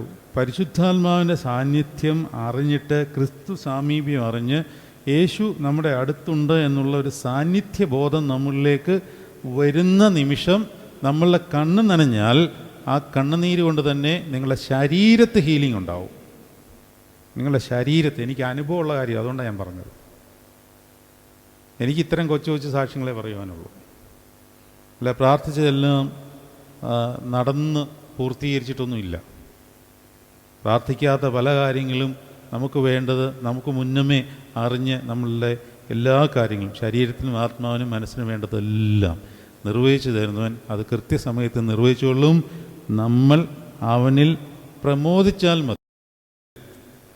നീ എൻ്റെ വിശുദ്ധ ദിവസത്തിൽ നിൻ്റെ കാര്യാദികൾ നോക്കാതെ നിൻ്റെ കാലടക്കി വെച്ച് ശബത്തിനെ ഒരു വിശുദ്ധ ദിവസമെന്നും യഹോവയുടെ ദിവസത്തെ ബഹുമാനയോഗ്യമെന്നും പറയുകയും നിൻ്റെ വേലയ്ക്ക് പോവുകയോ നിൻ്റെ കാര്യാദികൾ നോക്കുകയോ വ്യർത്ഥ സംഭാഷണങ്ങൾ നേരം പോക്കുകയോ ചെയ്യാതെ വണ്ണം യഹോവയിൽ സന്തോഷിക്കുമെങ്കിൽ നീ യഹോവയിൽ എന്നിൽ ആനന്ദിക്കും.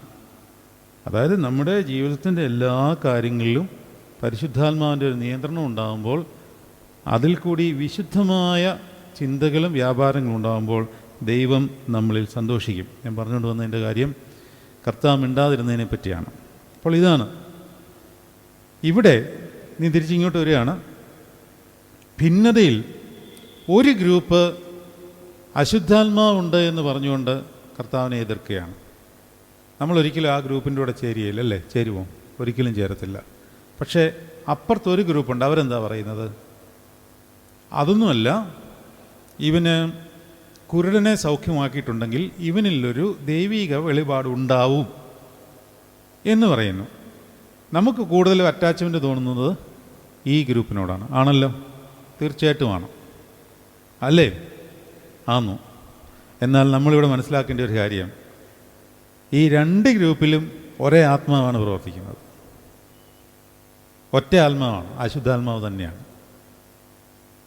അതിന് ഗ്രാവിറ്റി വ്യത്യാസം ഒന്നുമില്ല. ഒരു ദേവാലയത്തിലൊരു ഭിന്നത ഉണ്ടാകുമ്പോൾ ഒരാൾ നീതിക്ക് വേണ്ടിയായിരിക്കും, ഒരാൾ ആ നീതി അല്ല എന്ന് തോന്നുന്ന ഒരു കാര്യത്തിന് വേണ്ടിയായിരിക്കാം വാദിക്കുന്നത്. പക്ഷേ ഈ രണ്ട് വാദങ്ങളും എത്തിച്ചേരുന്നത് ശണ്ഠയിലും കലഹത്തിലും ഭിന്നതയിലും അതുപോലെ വൈരാഗ്യത്തിലും വെറുപ്പിലും വിദ്വേഷമാണെങ്കിൽ അത് സംഭവിച്ചിരിക്കുന്ന ദേവാലയത്തിനകത്താകിയാൽ ഈ രണ്ട് ഗ്രൂപ്പിലും വ്യാപരിച്ചിരുന്നത് ഒരേ ആത്മാവാണ്, അശുദ്ധാത്മാവാണ്. അപ്പോൾ ഈ ഭിന്നതയുണ്ടാക്കുന്ന അശുദ്ധാത്മാവ് ദൈവത്തിന് വേണ്ടിയാണ് ചെയ്യുന്നത് എന്ന് തോന്നിപ്പിക്കത്തക്ക വിധം ഒരു ഭിന്നതയുണ്ടാക്കും. അവരുടെ വിചാരം, ഞാൻ ഈ ചെയ്യുന്നതെല്ലാം കർത്താവിന് വേണ്ടിയാണ്, അല്ലെ ദൈവീക രാജ്യത്തിന് വേണ്ടിയാണ്, അല്ലെ സഭയ്ക്ക് വേണ്ടിയാണ്, മെത്രാച്ചിന് വേണ്ടിയാണ്, അച്ഛന് വേണ്ടിയാണ്, പള്ളിക്ക് വേണ്ടിയാണ്, കുടുംബത്തിന് വേണ്ടിയാണ് എന്നൊക്കെ പറയുമ്പോഴും എല്ലാം ചെന്ന് അവസാനിക്കുന്നത് വൈരാഗ്യത്തിലും വെറുപ്പിലും വിദ്വേഷത്തിലുമാണ്. അപ്പോൾ അത് നമ്മൾ മനസ്സിലാക്കിക്കോണം. 19-ാം വാക്യം ഒന്നുകൂടെ വാക്യാണ്, ഈ വചന നിമിത്തം യഹൂദന്മാരുടെ ഇടയിൽ പിന്നെയും ഭിന്നതയുണ്ടായി. അതിനകത്ത് വേറൊരു മർമ്മം കൂടെ ഉള്ളത് നമ്മൾ മനസ്സിലാക്കിക്കൊള്ളണം. യേശു അടയാളങ്ങളും അത്ഭുതങ്ങളും പ്രവർത്തിക്കുമ്പോൾ എവിടെയെല്ലാം അത് ചെയ്തിട്ടുണ്ടോ അവിടെയെല്ലാം ഭിന്നതയുണ്ടായിട്ടുണ്ട്. അതായത് ഈ അടയാളങ്ങളും അത്ഭുതങ്ങളും പ്രവർത്തിച്ചപ്പോൾ എന്താണ് സംഭവിച്ചത്? ഒരു അശുദ്ധാത്മാവിനെ ഇറക്കി വിട്ടു എന്ന് വിചാരിക്കുക, അല്ലെങ്കിൽ ഒരു രോഗിയെ സൗഖ്യമാക്കി. അവിടെ നിന്ന് ഇറങ്ങുന്ന അശുദ്ധാത്മാവ് അവിടെ ഒരു ഭിന്നത ഉണ്ടാക്കിയിട്ടേ പോകുകയുള്ളൂ. അതുകൊണ്ടാണ് ഒരു അത്ഭുതം നടന്നു കഴിഞ്ഞാൽ കർത്താവ് പെട്ടെന്ന് അവിടെ നിന്ന് മാറുമായിരുന്നു. നിങ്ങൾ ശ്രദ്ധിച്ചിട്ടുണ്ടോയെന്നറിയില്ല. അവൻ നിർജ്ജന പ്രദേശത്തേക്ക് വാങ്ങിപ്പോയി, ശിഷ്യന്മാരെ പടകിൽ വിട്ടിട്ട് അവൻ മലമുകളിലേക്ക് പ്രാർത്ഥിക്കാൻ പോയി. ഇങ്ങനെയൊക്കെയാണ് വലിയ അത്ഭുതങ്ങളൊക്കെ നടത്തിയിട്ട്. അതുപോലെയാണ് ദൈവിക രഹസ്യങ്ങൾ വെളിപ്പെടുത്തപ്പോൾ സംഭവിക്കുന്നത്. ഇത് പിശാചിന് ഒട്ടും ഇഷ്ടമുള്ള കാര്യമല്ല. ദൈവികമായ രഹസ്യങ്ങൾ ആർക്കും വെളിപ്പെടുവാൻ പാടില്ല. ഇത് പിശാചിൻ്റെ ഒരു ഹിഡൻ റിട്ടൺ അജണ്ടയാണ്. വേണമെങ്കിൽ അത്ഭുതങ്ങൾ വേണമെങ്കിലും കണ്ടോ, അങ്ങനെ വേണമെങ്കിൽ നിങ്ങൾ ദൈവത്തെ വിശ്വസിച്ചോ. കാരണം അത്ഭുതങ്ങളിൽ കൂടി ദൈവത്തെ വിശ്വസിച്ച് കഴിഞ്ഞാൽ പിശാചിന് പിന്നെയും അവനെ തകർക്കാൻ പറ്റും. അതുകൊണ്ടാണ് കർത്താവ് കൃത്യമായിട്ട് പറഞ്ഞത്, നിങ്ങൾ അടയാളങ്ങളും അത്ഭുതങ്ങളും അന്വേഷിക്കുന്നു, യോനയുടെ അടയാളമല്ലാതെ. എന്ന് പറഞ്ഞാൽ അതൊരു മിസ്റ്ററിയാണ്. എനിക്ക് വേറെ അടയാളവും തരാനില്ല. നിങ്ങൾ ഈ അടയാളത്തിൻ്റെ പുറകെ ഇങ്ങനെ പോയിക്കൊണ്ടിരുന്നാൽ എനിക്ക് തരാനുള്ള യഥാർത്ഥ അടയാളം യോനയുടെ അടയാളമാണ്. അത് വലിയൊരു മിസ്റ്ററിയാണ്. നമുക്ക് പിന്നെ എപ്പോഴേലും അത് പഠിക്കാം, യോനയുടെ അടയാളം എന്താണെന്നുള്ളത്. അത് ഈ ദേഹിയുമായിട്ട് ബന്ധപ്പെട്ട് വലിയൊരു മിസ്റ്ററിയാണ്. ചെറുതായിട്ടൊന്ന് ഞാൻ പറഞ്ഞു തരാം. അത് മണിക്കൂറുകൾ വിശദീകരിച്ച് തരേണ്ട ഒരു ക്ലാസ്സാണ്. അതായത് യോന ഒരു പാപം ചെയ്ത ദേഹിയുടെ പ്രതീകമാണ്. ആ പാപം ചെയ്ത ദേഹിയെ പാതാളം വിഴുങ്ങിക്കളഞ്ഞു. അവിടെ നിന്ന് അയ്യം വിളിച്ചപ്പോൾ അതിൽ നിന്ന് പുറത്തേക്ക് യോന പോയി സുവിശേഷം പറയുകയാണ്. മനുഷ്യപുത്രനും ഖബറിനുള്ളിൽ പാതാളത്തിലേക്ക് പ്രവേശിച്ചു. യോന പാതാളത്തിലേക്ക് പോയത് തൻ്റെ തിന്മയുടെ ഫലമായിട്ടാണ്. യേശു പാതാളത്തിലേക്ക് പോയത് അവൻ്റെ പാപനിമിത്തമല്ല, നമ്മുടെ പാപനിമിത്തമാണ്. പക്ഷേ യേശുവിന് പാതാളത്തിലേക്ക് ഇറങ്ങണമെങ്കിൽ പാപത്തെ വലിച്ച് തേക്കേണ്ടതുണ്ട്. താൻ പാപിയല്ല, തനിക്ക് പാപത്തുമായിട്ട് ഒരു ബന്ധമില്ല. അതുകൊണ്ട് പൗലോസ്ലീഹ ഇപ്രകാരം പഠിപ്പിക്കുന്നു, അവൻ നമുക്ക് വേണ്ടി തന്നെത്താൻ പാപം ആക്കി എന്നാണ്. പാപമായി എന്നല്ല, ആക്കി. അതായത് വലിച്ചു വാരി തേച്ചു. നമ്മുടെ നീതി നിമിത്തം, നമ്മുടെ പാപനിമിത്തം മരിക്കാതിരിക്കേണ്ടതിന് അവൻ നമുക്ക് വേണ്ടി തന്നെത്താൻ പാപം ആക്കി. നിങ്ങൾ പന്നിയെ പണ്ട് കൊല്ലുന്ന രീതി എങ്ങനെയാണെന്നറിയാമോ? ഇപ്പോഴല്ല. ഇപ്പം ഇലക്ട്രിക് ഷോക്കും വലിയ കാര്യങ്ങളൊക്കെ ഉണ്ട്. പക്ഷേ ഇപ്പം അങ്ങനെയൊന്നും ചെയ്യാനും പറ്റത്തില്ല, ഫോറസ്റ്റുകാർ പിടിച്ചുകൊണ്ട് പോകും.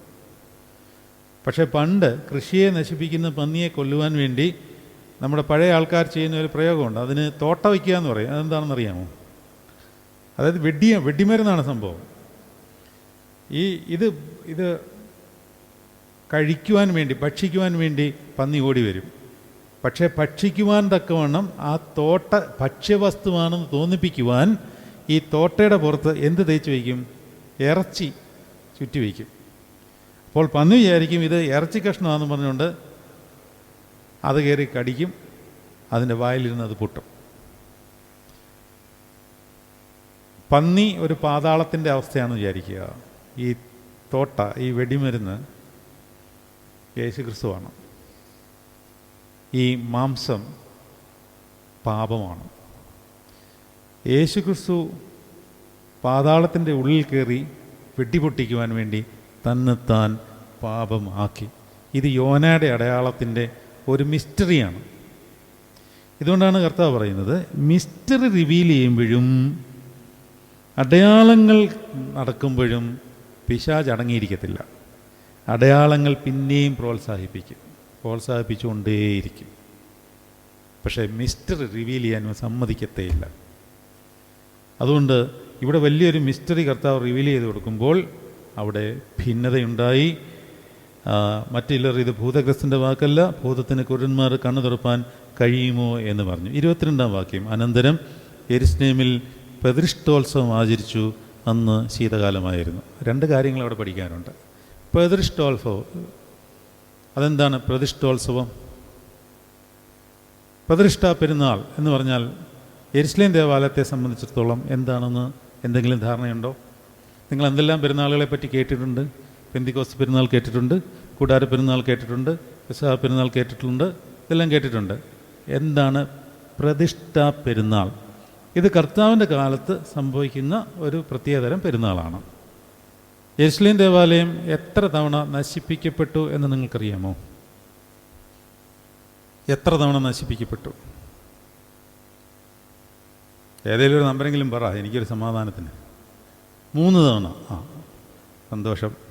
ഈ 3 നമുക്കൊരു എപ്പം വേണേലും ഉപയോഗിക്കാവുന്ന ഒരു നമ്പരായതുകൊണ്ട് അതിൽ നിങ്ങൾ വിജയിച്ചിരിക്കുന്നു. ഏതായാലും നിങ്ങൾ പറഞ്ഞ ഉത്തരം വളരെ ശരിയാണ്.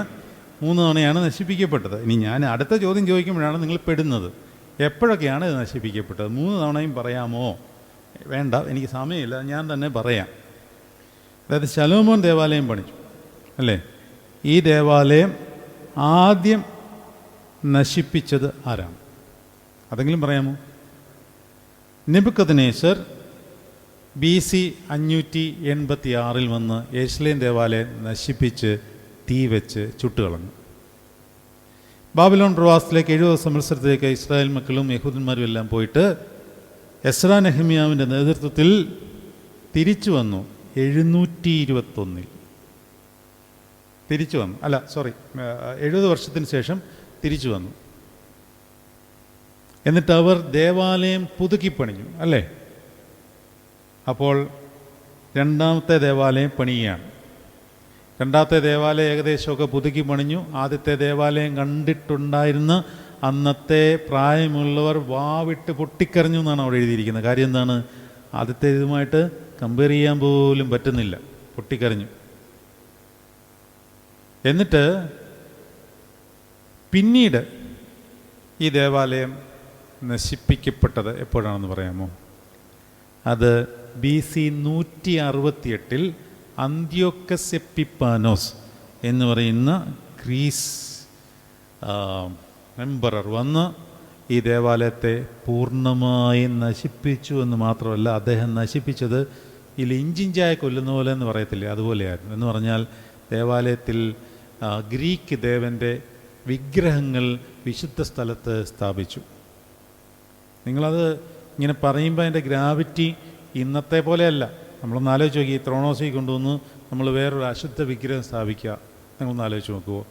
നമ്മൾ ചിലപ്പം വേണേൽ അതൊക്കെ ഉൾക്കൊള്ളും. നമ്മൾ മതേതരത്വത്തിൻ്റെ ആൾക്കാരാണല്ലോ, അവരതൊന്നും ഉൾക്കൊള്ളത്തില്ല. മാത്രമല്ല, ദേവാലയത്തിൻ്റെ പരിസരങ്ങളിൽ ബ്രോത്തൽ ഹൗസസ്, വേശ്യാലയങ്ങൾ പണിതിട്ട് ഈ ദേവാലയത്തിനകത്ത് വെച്ച് വേശ്യാവൃത്തി നടത്തി. അങ്ങനെ ദേവാലയത്തെ സമ്പൂർണ്ണമായിട്ട് അശുദ്ധമാക്കി കളഞ്ഞു. ഈ അന്ത്യോക്യസ് എപ്പിഫാനസിനെ അന്തിക്രിസ്തുവായിട്ടാണ് അന്നത്തെ കാലത്തെ വ്യാഖ്യാനിച്ചിരുന്നത്. ഈ അന്ത്യോക്യസ് എപ്പിഫാനോസ് യുദ്ധം ചെയ്യുന്ന സമയത്താണ് മക്കബേയറിലെ യൂദാസ് മക്കബേയർ, അങ്ങനെ ഒരു പുസ്തകം തന്നെയുണ്ട്. മക്കബേയറുടെ 1ഉം 2ഉം പുസ്തകങ്ങൾ നമ്മുടെ വേദപുസ്തകത്തിൽ വരേണ്ടതാണ്. അതൊക്കെ ഇനിയും ചേർത്ത് വരുമെന്ന് പ്രതീക്ഷിച്ചുകൊണ്ടിരിക്കുക, എന്ന് വരുമോ ആകും. അത് ആ പുസ്തകത്തിൽ യൂദാസ് മക്കബേയർ എങ്ങനെയാണ് അന്ത്യോക്യസ് എപ്പിഫാനസിനെ തോൽപ്പിച്ചതെന്നുള്ള ചരിത്ര സംഭവങ്ങളെല്ലാം എഴുതിയിട്ടുണ്ട്. ഏതായാലും യൂദാസ് ഈ അന്ത്യോക്യസ് എപ്പിഫാനസിനെ തോൽപ്പിച്ചിട്ട് ദേവാലയത്തെ പുനഃപ്രതിഷ്ഠിച്ചു. ഈ പുനഃപ്രതിഷ്ഠിച്ച് ശുദ്ധീകരിക്കുന്നതിൻ്റെ ആനുവൽ റിമംബറൻസ് ഡേ ആണ് പ്രതിഷ്ഠാ പെരുന്നാൾ എന്ന് പറയുന്നത്. മനസ്സിലായോ? അതിൻ്റെ പണി ഹെരോദാവ് പിന്നീട് ഏറ്റെടുത്തുകൊണ്ടേയിരുന്നു. അത് പൂർത്തിയാക്കിയിട്ടില്ല. കർത്താവിൻ്റെ കാലത്ത് ഇതിങ്ങനെ വീണ്ടും പണിഞ്ഞുകൊണ്ടേയിരിക്കുക. പ്രതിഷ്ഠാ പെരുന്നാൾ നടത്തി, യൂദാസ് മക്കബേർ വന്ന് വീണ്ടും പണിഞ്ഞു. പക്ഷേ പണി അങ്ങോട്ട് പൂർത്തീകരിച്ചിട്ടില്ല. അതുകൊണ്ടാണ് കർത്താവ് പറയുന്നത്, ഞാൻ ഈ മന്ദിരം നിങ്ങളിങ്ങനെ കിടന്ന് കഷ്ടപ്പെടുകയൊന്നും വേണ്ട, ഞാൻ 3 ദിവസം കൊണ്ട് പണിഞ്ഞു തരാമെന്ന് പറഞ്ഞു. അതിനെ പൊളിക്കുകയും ചെയ്യാമെന്ന് പറഞ്ഞു. കർത്താവ് ഉദ്ദേശിച്ച വേറെ മന്ദിരമാണെങ്കിൽ ഇവർക്കതൊന്നും മനസ്സിലായില്ല. ഞാൻ പറയുന്നത് മനസ്സിലാകുന്നുണ്ട്. ഇതാണ് പ്രതിഷ്ഠാ പെരുന്നാൾ. ഇതിങ്ങനെ വർഷം തോറും പ്രതിഷ്ഠാ പെരുന്നാളായിട്ട് കൊണ്ടാടുമ്പോഴാണ് യേശു തമ്പുരാൻ ശലോമോൻ്റെ മണ്ഡപത്തിൽ നിന്നുകൊണ്ട് ചില കാര്യങ്ങൾ പഠിപ്പിച്ചുകൊണ്ടേയിരുന്നത്. അപ്പോൾ ഈ ശലോമോൻ്റെ മണ്ഡപം എന്താണെന്ന് അറിയണം അല്ലേ? 22-ാം വാക്യത്തിൽ അനന്തരം യെരുശലേമിൽ പ്രതിഷ്ഠോത്സവം ആചരിച്ചു. അന്ന് ശീതകാലമായിരുന്നു. അതിനകത്തും വേറൊരു രഹസ്യം നിങ്ങൾക്ക് പറഞ്ഞുതരാം.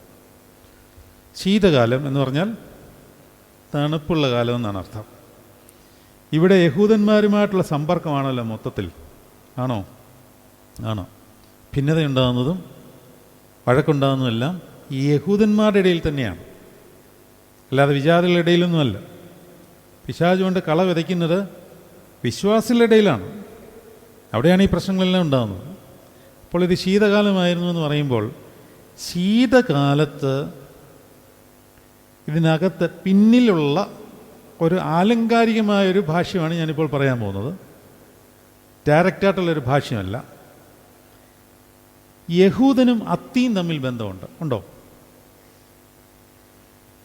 കർത്താവ് ബെഥന്യയിലെ വീട്ടിൽ നിന്ന് ഇറങ്ങി വന്നപ്പോൾ അത്തിയിന്മേൽ ഫലമുണ്ടെന്ന് വിചാരിച്ച് ഓടിച്ചെന്നപ്പോൾ അതിൽ ഫലമൊന്നും കാണാകിയാൽ ആ അത്തിയെ ശപിക്കുന്നുണ്ട്. ഇത് യഹൂദൻ്റെ അവൻ്റെ ഫലമില്ലായ്മയെ കാണിച്ചുകൊണ്ട് അത്തിയെ ശപിക്കുന്നതായിട്ടാണ് നമ്മളതിനെ വ്യാഖ്യാനിക്കുന്നത്. അതങ്ങനെ തന്നെയാണ് താൻ. ഈ ശീതകാലത്ത് അത്തിക്കൊരു പ്രത്യേകതയുണ്ട്. അത് നിങ്ങൾ ശ്രദ്ധിച്ചിട്ടുണ്ടോ? അതായത് തണുപ്പ് കാലത്ത് ഒരു വൃക്ഷത്തിന് പൊതുവെ അതിൻ്റെ സ്പ്രൗട്ടിങ് രീതി എന്ന് പറഞ്ഞാൽ കുറച്ച് പ്രസരിപ്പുള്ളതായിരിക്കും. നമുക്കറിയാം മഴക്കാലത്ത്, ഇവിടെ ഈ തണുപ്പ് കാലം അത് ഇല്ലാത്തതുകൊണ്ട് നമുക്ക് അങ്ങനെ അറിയത്തില്ല. അതായത് നമുക്ക് ഈ വേനൽക്കാലത്തിനേക്കാളിൽ കൂടുതൽ ഒരു വൃക്ഷം തളിർത്ത് നിൽക്കുന്നത് എപ്പോഴാണ്? മഴയുള്ള കാലത്താണ്. എന്നാൽ ഈ അത്തി അങ്ങനെയല്ല. അത് എവിടെയാണ് എഴുതിയിരിക്കുന്നത് അറിയാം? മർക്കോസിൻ്റെ സുവിശേഷം 11-ാം അധ്യായം എടുക്കാമോ? മർക്കോസിൻ്റെ സുവിശേഷം 11-ാം അധ്യായത്തിൽ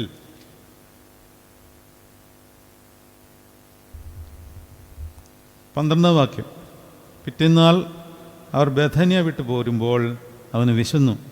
അവൻ ഇലയുള്ള ഒരു അത്തിവൃക്ഷം ദൂരത്തു നിന്ന് കണ്ടു. അതിൽ വല്ലതും കണ്ടുകിട്ടുമോ എന്ന് വെച്ച് ചെന്നു. അതിനരികെ എത്തിയപ്പോൾ ഇലയല്ലാതെ ഒന്നും കണ്ടില്ല. അത് അത്തിപ്പഴത്തിൻ്റെ കാലം അല്ലാഞ്ഞു. നിങ്ങൾക്കിത് വായിക്കുമ്പോൾ ഒരു ബുദ്ധിമുട്ട് തോന്നുന്നുണ്ടോ? ഇല്ലയോ? ചുമ്മാ അങ്ങ് വായിക്കുക. എനിക്ക് നല്ല ബുദ്ധിമുട്ട് തോന്നി. എന്താണ് കാര്യം? കർത്താവ് ചെയ്തത് അനീതിയല്ലേ? ആണോ? അവിടെ എഴുതിയിട്ടുണ്ട് മർക്കോസ് 7:7. അത് അത്തിപ്പഴത്തിൻ്റെ കാലം അല്ലാഞ്ഞു. കാലം അല്ലാതിരിക്കുന്ന സമയത്ത് പോയി അത്തിപ്പഴം നോക്കിയാൽ കിട്ടുമോ? അപ്പം പിന്നെന്താണ് പ്രശ്നം? അപ്പോൾ അത്തിയെ നോക്കി ഒരു ഉപമ എടുപ്പീൻ എന്ന് പറയുന്നുണ്ട്. അതെവിടെയാണ്? മത്തായിയുടെ സുവിശേഷം 24 അധ്യായം 32 വാക്യം എടുക്കാം. മത്തായിയുടെ സുവിശേഷം 24 അധ്യായം 32 വാക്യം എന്താണ് ഇവിടെ പറയുന്നത്? അത്തിയെ നോക്കി ഒരു ഉപമ പഠിപ്പീൻ. അതിൻ്റെ കൊമ്പ് ഇളതായി ഇല തളിർക്കുമ്പോൾ വേനൽ അടുത്തു എന്ന് നിങ്ങൾ അറിയുന്നുണ്ടല്ലോ. എന്ന് പറഞ്ഞാൽ അതായത് ഈ അത്തി തളിർത്ത് നിൽക്കുന്നത് എപ്പോഴാണ്? വേനൽക്കാലത്താണ്, തണുപ്പ് കാലത്തല്ല. സാധാരണ വൃക്ഷങ്ങളെല്ലാം തണുപ്പ് കാലത്ത് തളർത്ത് നിൽക്കുമ്പോൾ ഈ അത്തി ഉണങ്ങി നിൽക്കും. എല്ലാ വൃക്ഷങ്ങളും തളർന്ന് ഒരുമാതിരി നിൽക്കുമ്പോൾ വേനൽക്കാലത്ത് ഈ അത്തി തളർത്ത് നിൽക്കും. എമർജൻസി ലാമ്പ് പോലെ. ഒരു യഹൂദൻ അങ്ങനെ ആയിരിക്കണമെന്നാണ് കർത്താവ് പറയുന്നത്. അത്തി യഹൂദനുമായിട്ട് ബന്ധപ്പെടുത്തി വരുമ്പോൾ രഹസ്യാത്മകമായി ഇങ്ങനൊരു കാര്യമുണ്ട്. ഒരു എമർജൻസി ലാമ്പ് ചെയ്യുന്നത് എന്താണ്? ഇപ്പോൾ ഇവിടെ ഒരു എമർജൻസി ലാമ്പ് അവിടെ വെച്ചിട്ടുണ്ടെന്ന് വിചാരിക്കുക. ഇപ്പോൾ ഇവിടെ കറണ്ടുണ്ട്, അത് കത്തുവോ? കത്താൻ പറ്റാഞ്ഞിട്ടാണോ? അതിന് ശക്തി ഇല്ലാഞ്ഞിട്ടാണോ? അത് കത്തില്ല. ഈ കറണ്ട് ഉള്ളപ്പോൾ അതെന്ത് ചെയ്യും? ഈ കറണ്ടിനെ സ്റ്റോർ ചെയ്തുകൊണ്ട് ഒരു മൂലയ്ക്ക് ആരും അറിയാതെ ഇരിക്കും. ഞാനിവിടെ ഉണ്ടെന്ന് പോലും അതിനറിയത്തില്ല. അതേസമയം കറണ്ട് അങ്ങോട്ട് പോകുമ്പോൾ സർവ്വപ്രഭയും കെടുമ്പോൾ ഇവൻ ഒരൊറ്റ കത്ത് കത്തും, അത് ഓട്ടോമാറ്റിക്കായിട്ട് അത് കത്തും. ഇതിനെയാണ് തിരുവെഴുത്തുകളിൽ പറയുന്ന പോലെ നിൻ്റെ ഉള്ളിൽ നിന്ന് ജീവജലത്തിൻ്റെ നദി പുറപ്പെട്ട് വരും. അത് ഓട്ടോമാറ്റിക് സ്പ്രിങ് ആണ്. നമ്മൾ പ്രത്യേകിച്ച് അതിനകത്ത് ചോദിച്ച് വാങ്ങിക്കേണ്ട കാര്യമൊന്നുമില്ല. നമ്മളൊരു പ്രതിസന്ധിയിൽ പെടുമ്പോൾ, ഒരു പ്രയാസത്തിൽ പെടുമ്പോൾ, ഒരു ഭാരത്തിൽ പെടുമ്പോൾ നമ്മുടെ ഉള്ളിലെ പരിശുദ്ധാത്മാവ് ഓട്ടോമാറ്റിക്കായിട്ട് ഈ സ്പ്രിങ് പൊട്ടിപ്പുറപ്പെടും. ദാഹിക്കുന്ന ഏവനും എൻ്റെ അടുക്കൽ വരണം. എന്നിൽ വിശ്വസിക്കുന്നവൻ്റെ ഉള്ളിൽ നിന്ന് തിരുവെഴുത്തുകൾ പറയുന്നത് പോലെ ജീവജലത്തിൻ്റെ നദി പുറപ്പെട്ടു വരും. ഇത് ബൈ ഡീഫോൾട്ട് ഇത് സംഭവിച്ചു പോകുന്നതാണ്. അന്നേരം അവിടെ കിടന്ന് തപ്പി ഓടേണ്ട കാര്യമില്ല. ഒരു പ്രതിസന്ധി വരുമ്പോൾ കർത്താവിൻ്റെ അടുത്താണെങ്കിൽ ആ പ്രതിസന്ധിയെ സോൾവ് ചെയ്യാനായിട്ട് ബൈ ഡീഫോൾട്ട് പരിശുദ്ധാത്മാവിൽ നിന്ന് ആ ജീവജല നദി പെട്ടെന്ന് അതിനെ കോമ്പൻസേറ്റ് ചെയ്ത് വിടും. പ്രയാസങ്ങളും ബുദ്ധിമുട്ടും ശരീരത്തിലും മനസ്സിലും ഒക്കെ തോന്നിയിരിക്കും, പക്ഷെ ആത്മാവിൽ സന്തോഷമായിരിക്കും. ഇതാണ് ജീവജലത്തിൻ്റെ നദിയുടെ ഒരു പ്രത്യേകത. അപ്പോൾ ഇവിടെ അത്തി എന്ന് പറയുന്നത് യഹൂദൻ്റെ സിംബലൈസേഷനാണ്. അവൻ വേനൽക്കാലത്ത് തളിർക്കും. എല്ലാ പ്രതിസന്ധികളും നിറഞ്ഞു നിൽക്കുമ്പോഴും അവൻ്റെ ആത്മാവ് ആനന്ദ നദിയിൽ തളിർത്ത് നിൽക്കും. അവൻ ആറ്റിരിക്കത്ത് നട്ടിരിക്കുന്ന വൃക്ഷം പോലെയും, അല്ലേ, ഇല വാടാത്ത വൃക്ഷം പോലെയും ആയിരിക്കും. അവൻ ചെയ്യുന്നതൊക്കെയും സാധിക്കും. അപ്പോൾ ഇവിടെ നോക്കിയേ, ഇവിടെ ശീതകാലമായിരുന്നു എന്ന് പറയുമ്പോൾ യഹൂദൻ എങ്ങനെ നിൽക്കണം? ഞാനിതിൻ്റെ മറ്റൊരു മറഞ്ഞിരിക്കുന്ന വശത്തെ അർത്ഥം പറയുവാൻ ശ്രമിക്കുകയാണ്. ശീതകാലമായിരുന്നു എന്ന് പറയുമ്പോൾ യഹൂദൻ എങ്ങനെ നിൽക്കണം? പറയൂ. അല്ല, യഹൂദൻ ഊർജ്ജസ്വലനാവുന്നത് ശീതകാലത്തല്ല, വേനൽക്കാലത്താണ്. അതായത് എല്ലാവരും തളർന്നു പോകുമ്പോൾ കർത്താവിൽ വേരൂന്നിയവൻ നിവർന്നു നിൽക്കുമെന്ന് അതിൻ്റെ അർത്ഥം. യഹൂദന് ശീതകാലത്ത് അവൻ ഒതുങ്ങി ഒരു മൂലയ്ക്ക് എമർജൻസി ആകുമ്പോൾ പോലെ ഇരിക്കേണ്ടവൻ ഇവിടെ ബഹളമുണ്ടാക്കി ഭിന്നതയുണ്ടാക്കുക. അതാണ് ഞാൻ പറഞ്ഞുകൊണ്ട് വന്നതിൻ്റെ കാര്യം. അപ്പോൾ നമ്മൾ ദൈവസന്നിധിയിൽ മിണ്ടാതിരുന്നാൽ നമുക്ക് വേണ്ടി ഒരു മിണ്ടുന്ന ദൈവം അവിടെ പ്രവർത്തിക്കുകയും ചെയ്തോളും. അച്ഛൻ ബാബച്ചൻ മൗനം എടുക്കുമ്പോൾ എന്നോടൊരാൾ പറഞ്ഞു, ഇതൊക്കെ തെറ്റാണെന്ന് പറഞ്ഞു. അങ്ങനെ മൗനം എടുക്കാൻ പാടില്ല എന്ന് പറഞ്ഞു. ഓർത്തഡോക്സുകാരനാണ് പറഞ്ഞത്. അതെന്താണെന്നറിയത്തില്ല, ആധ്യാത്മികത എന്താണെന്നറിയത്തില്ല, അതാണ് പ്രശ്നം. മൗനം എടുക്കാന്ന് പറഞ്ഞാൽ മിണ്ടാതിരിക്കുക എന്നുള്ളതല്ല, ദൈവത്തോട് മിണ്ടുക എന്നുള്ളത്, അവനെല്ലാം ചെയ്യുക എന്നുള്ളതാണ്. അല്ലെങ്കിൽ കർത്താവ് എല്ലാം ഏറ്റെടുത്ത് നമുക്ക് ചെയ്തു തരിക എന്നുള്ളതാണ്. അപ്പോൾ ഇവിടെ ശീതകാലമായിരുന്നു എന്ന് പറഞ്ഞാൽ ഒതുങ്ങിക്കഴിയേണ്ട യഹൂദൻ ഇതാ കർത്താവിനോട്, ദൈവത്തോട് തന്നെ മത്സരിക്കാനായിട്ട് രംഗത്തിറങ്ങിയിരിക്കുകയാണ്. യേശു ദേവാലയത്തിൽ ശലോമോൻ്റെ മണ്ഡപത്തിൽ നടന്നുകൊണ്ടിരുന്നു. ഏതാണ് ശലോമോൻ്റെ മണ്ഡപം? ഇനി അതോടെ പറഞ്ഞിട്ട് നമുക്ക് ഇന്നത്തെ സെഷൻ അവസാനിപ്പിച്ചേക്കാം. യെരുശലേം ദേവാലയത്തിന് മണ്ഡപങ്ങളുണ്ടായിരുന്നു. എന്ത് മണ്ഡപങ്ങൾ എന്ന് പറഞ്ഞാൽ? മണ്ഡപങ്ങൾ എന്ന് പറഞ്ഞാൽ പോർട്ടിക്കോ എന്നാണ് അർത്ഥം. പോർട്ടിക്കോ അതാ നിങ്ങൾ ഈ ദേവാലയത്തിൻ്റെ തന്നെ നോക്കിയാൽ മതി. ദേവാലയത്തിന് വരാന്തയുണ്ട്, കണ്ടോ? വരാന്ത. ഇതിൻ്റെ ഒരു അഡ്വാൻസ്ഡ് വേർഷനാണ്. ഒരു ചെറിയ മേൽക്കൂരയൊക്കെ ഇട്ട് വെയിലും ചൂടുമൊന്നും തട്ടാതെ സൈഡിൽ അറേഞ്ച് ചെയ്തിട്ടുള്ള ഒരു പ്രത്യേക ഏരിയയ്ക്കാണ് മണ്ഡപം എന്ന് പറയുന്നത്. അത് ഓരോ വശത്തിനും ഓരോ പേരായിരുന്നു. ഇതിൻ്റെ കിഴക്ക് വശത്തെ മണ്ഡപത്തിന് ശലോമോൻ്റെ മണ്ഡപം എന്നായിരുന്നു പേര്. ഏത് ദേവാലയത്തിന്? ഇപ്പോൾ യേശു ക്രിസ്തു നിൽക്കുന്ന ഈ രണ്ടാമത് പുതുക്കി പണിഞ്ഞ ഈ ദേവാലയത്തിന് ശലോമോൻ്റെ മണ്ഡപം എന്ന് പേരിടാൻ കാരണം അത് ശലോമോൻ പണിഞ്ഞ സിറ്റി വാളുണ്ടായിരുന്നു. നിങ്ങൾക്ക് എന്തുമാത്രം ആവശ്യമുണ്ടെന്ന് എനിക്കറിയത്തില്ല, എന്നാലും ഞാൻ പറയാം. ഈ മണ്ഡപത്തിന് മുമ്പിൽ യെരുശലേമിൻ്റെ സിറ്റി വാളുണ്ടായിരുന്നു. അതിനോട് സാമ്യമുള്ള രീതിയിലാണ് ഈ മണ്ഡപം പുതുക്കി പണിഞ്ഞ ദേവാലയത്തിന് പണിഞ്ഞത്. അതുകൊണ്ട് ഇതിനെ ശലോമോൻ്റെ മണ്ഡപം എന്ന് വിളിച്ചിരുന്നു. ഇത് ദേവാലയത്തിൻ്റെ കിഴക്ക് ഭാഗത്താണ്.